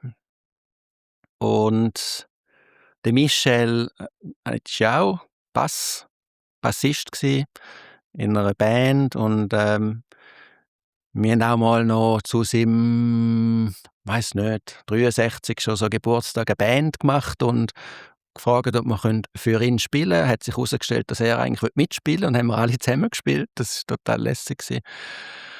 Ja, und dann ist bei mir beim Geschäft eines Tages ist eine Mitarbeiterin in meinem Team ist gekommen und hat gefunden: «Du Philipp, kennst du eigentlich den Nick Pertsch?» und so. Ich habe jetzt gerade eine Reportage über ihn gesehen, irgendwie in einem Magazin und so. Und dann habe ich noch gefunden, okay, also wenn es jetzt wirklich so Dass es dich von, angumpt. ja, von so vielen Orten mir irgendwie so Hints überkommt von die, okay, dem muss ich ihm jetzt mal schreiben. Dann muss ich mal in Aktion treten, habe ihm dann ein Mail geschrieben und gefunden, du, was haltest du von dieser Idee? Ich meine, du machst Jazz, Zen-Funk, ich bin Zen-Mönch und es wäre doch eine Idee, also ich fände das total spannend, dass Jazz, also Westen und dann Zen Osten irgendwie zusammenbringen und schauen, könnte man die Sutren auf eine gewisse Art neu vertonen, also oder musikalisch irgendwie mit denen auseinandersetzen und so. Und ich habe gefunden so, vielleicht wird das nur sagen, oh, oder nicht einmal antworten oder so, aber stattdessen hat er mir geantwortet und gesagt: «Ja, total spannend und hätte er sich schon lange überlegt, er würde sich einfach wirklich nicht hat viel grossen Respekt, würde jetzt nicht das als nicht Ordinierte irgendwie anpacken, aber können wir gerne mal anschauen.» Und seine Schwester sei auch schon in der Chandronnière im Tempel gesehen und er lese auch Teshimaro und ich fand, okay. Dann ist grad Corona gekommen, das ist grad kurz vor Corona gewesen, und dann ist dort eher ein bisschen Mail-Austausch gewesen und dann irgendwann eines Tages ist, ich glaube, es war letztes Jahr gewesen, Anfangs letztes Jahr, hat er mir angerufen und gesagt: «Du Philipp, ich habe da einen Gig in Zürich und sie haben mich gefragt, ob ich vorher noch eine Meditation machen kann.» Und ich habe gesagt: «Ich weiss, ob du das besser kann und ich frage mal, hättest du Lust? Das ist in, weiss nicht, 3 Wochen oder so.» Und ich habe gefunden: «Ja klar, immer.» Also, und dort ist so Jazz und Zen sehr ähnlich, habe ich gemerkt. Eben, man übt und dann geht man und improvisiert. Also, dann habe ich gefunden, okay, ich sage jetzt etwas, Freitag ist der Gig, dann treffen wir uns am Nachmittag um 2 dort, ist gut, und schauen mal den Saal an. Ich habe gefunden, okay, gut, wow, einfach so ein Profi, oder? Wo so viele Gigs gemacht hat. Ich kann einfach folgen, oder? Ist eigentlich ein bisschen wie mein Meister dann gewesen für die Bühne. Ich habe gefunden, ich folge einfach. Und dann haben wir uns dort im Kunstturm Walchenturm getroffen und das alles angeschaut und dann gefunden, ja, dann das Programm dort ad hoc gemacht, oder? Wie wir es machen wollen. Und dann gesagt: «Hey Dominik, ich muss sagen, ich habe schon auch ein bisschen den Bammel. Also weißt, ich bin schon ein bisschen nervös. Ich meine, du stehst immer auf der Bühne. Für mich ist es irgendwie das erste Mal, du bist ein Profi, oder? Und ich, ja, und sehr cool gefunden, was er gesagt hat. Ich fand, ja, aber du bist doch auch ein Profi. Ich so, ja, stimmt. Vielleicht nicht auf der Bühne, aber okay. Und dann haben wir dort das zum ersten Mal gemacht gehabt und ja, es war mega lässig gewesen, zum Schauen, was sich daraus entwickelt. Also haben so auch ein bisschen wie einen Samen gesetzt und schauen, in welche Richtung dass sich das entwickelt. Also die Sutra haben ihr noch nicht interpretiert. Das war jetzt eine Meditation, die du dort gemacht hast, oder? Genau, Ja. genau. Das war vorher Meditation und so guided und dann mit Gang und irgendwann ist es übergegangen, habe ich ein Sutra gesungen als Übergang, also Mhm. Bodhisattva gelübt, als Zeichen auch, dass er irgendwie dort jetzt fließend einen Übergang macht und dann hat er gespielt. Super. So trifft sich Ost und West. Genau, und beim Reden habe ich dann eben auch gemerkt, das ist wieder mein Meister, der Michel. Er hat auch AG gehabt als Vehikel, um seine Bücher zu publizieren, und die hat er genannt East-West Production. Genau, zum eben Osten und Westen zusammenbringen. Und ja, ja, ich denke, das ist auch das, wo ich finde, wow, wie können wir das zusammenbringen und und Zen in China ist so Hochblüte gekommen, wo sich dann langsam Zen und Kultur irgendwie durchdrungen hat, oder? Und dann gibt's einen eigenen Taste, eine eigene Ausdrucksform. Und ich glaube, irgendwann in Europa passiert das auch. Und wir müssen es gar nicht angestrengt danach suchen. Es wird automatisch passieren, aber es ist total spannend und aufregend, eben auch gerade in künstlerischer Auseinandersetzung ausprobieren. Immer mit dem grössten Respekt und dem Wissen davon, was es ist. Also nicht irgendwie Parodien oder Verhunzen oder so, sondern als interessierte Experimentierer dran herangehen und ausprobieren und ein bisschen weitergehen. Sehr spannend. Also ich würde mich freuen über weitere Kollaborationen. Bin gespannt, was da kommt. Wenn jetzt die Zuhörenden mehr über dich wissen wollen, oder vielleicht sogar einmal dich treffen, mit einer Session oder irgendetwas, wo findet man Informationen über dich und über das Mushin Dojo? Am besten einfach auf unserer Webseite vom Mushin Zen Dojo. Das ist zen-zurich.ch, eigentlich relativ einfach zum Finden. Ja, hauptsächlich dort. Und ich habe auch noch einen YouTube-Kanal, wo ich dann einmal meine Filme Zen und auch noch Zen-Filme über Meister und Tempel sporadisch mache und dort publiziere. Und dort ist auch der Deshimaru-Film drauf. Vielleicht könnte man den ja auch verlinken. Der ist sicher dort drauf.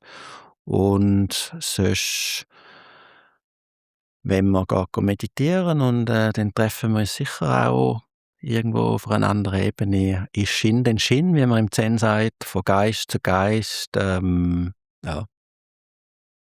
Philipp, ich danke dir ganz, ganz herzlich für das Gespräch. Danke vielmals, sehr spannend gewesen, Messi. Danke. Das war Meditationsszene Schweiz, ein Podcast von mir, Lukas Wittmer. Ich hoffe, du hast für dich etwas Wertvolles aus dem Gespräch mitnehmen und freue mich über Feedback, Anregungen und Vorschläge für weitere spannende GesprächspartnerInnen. Eine gute Zeit und bis zum nächsten Mal.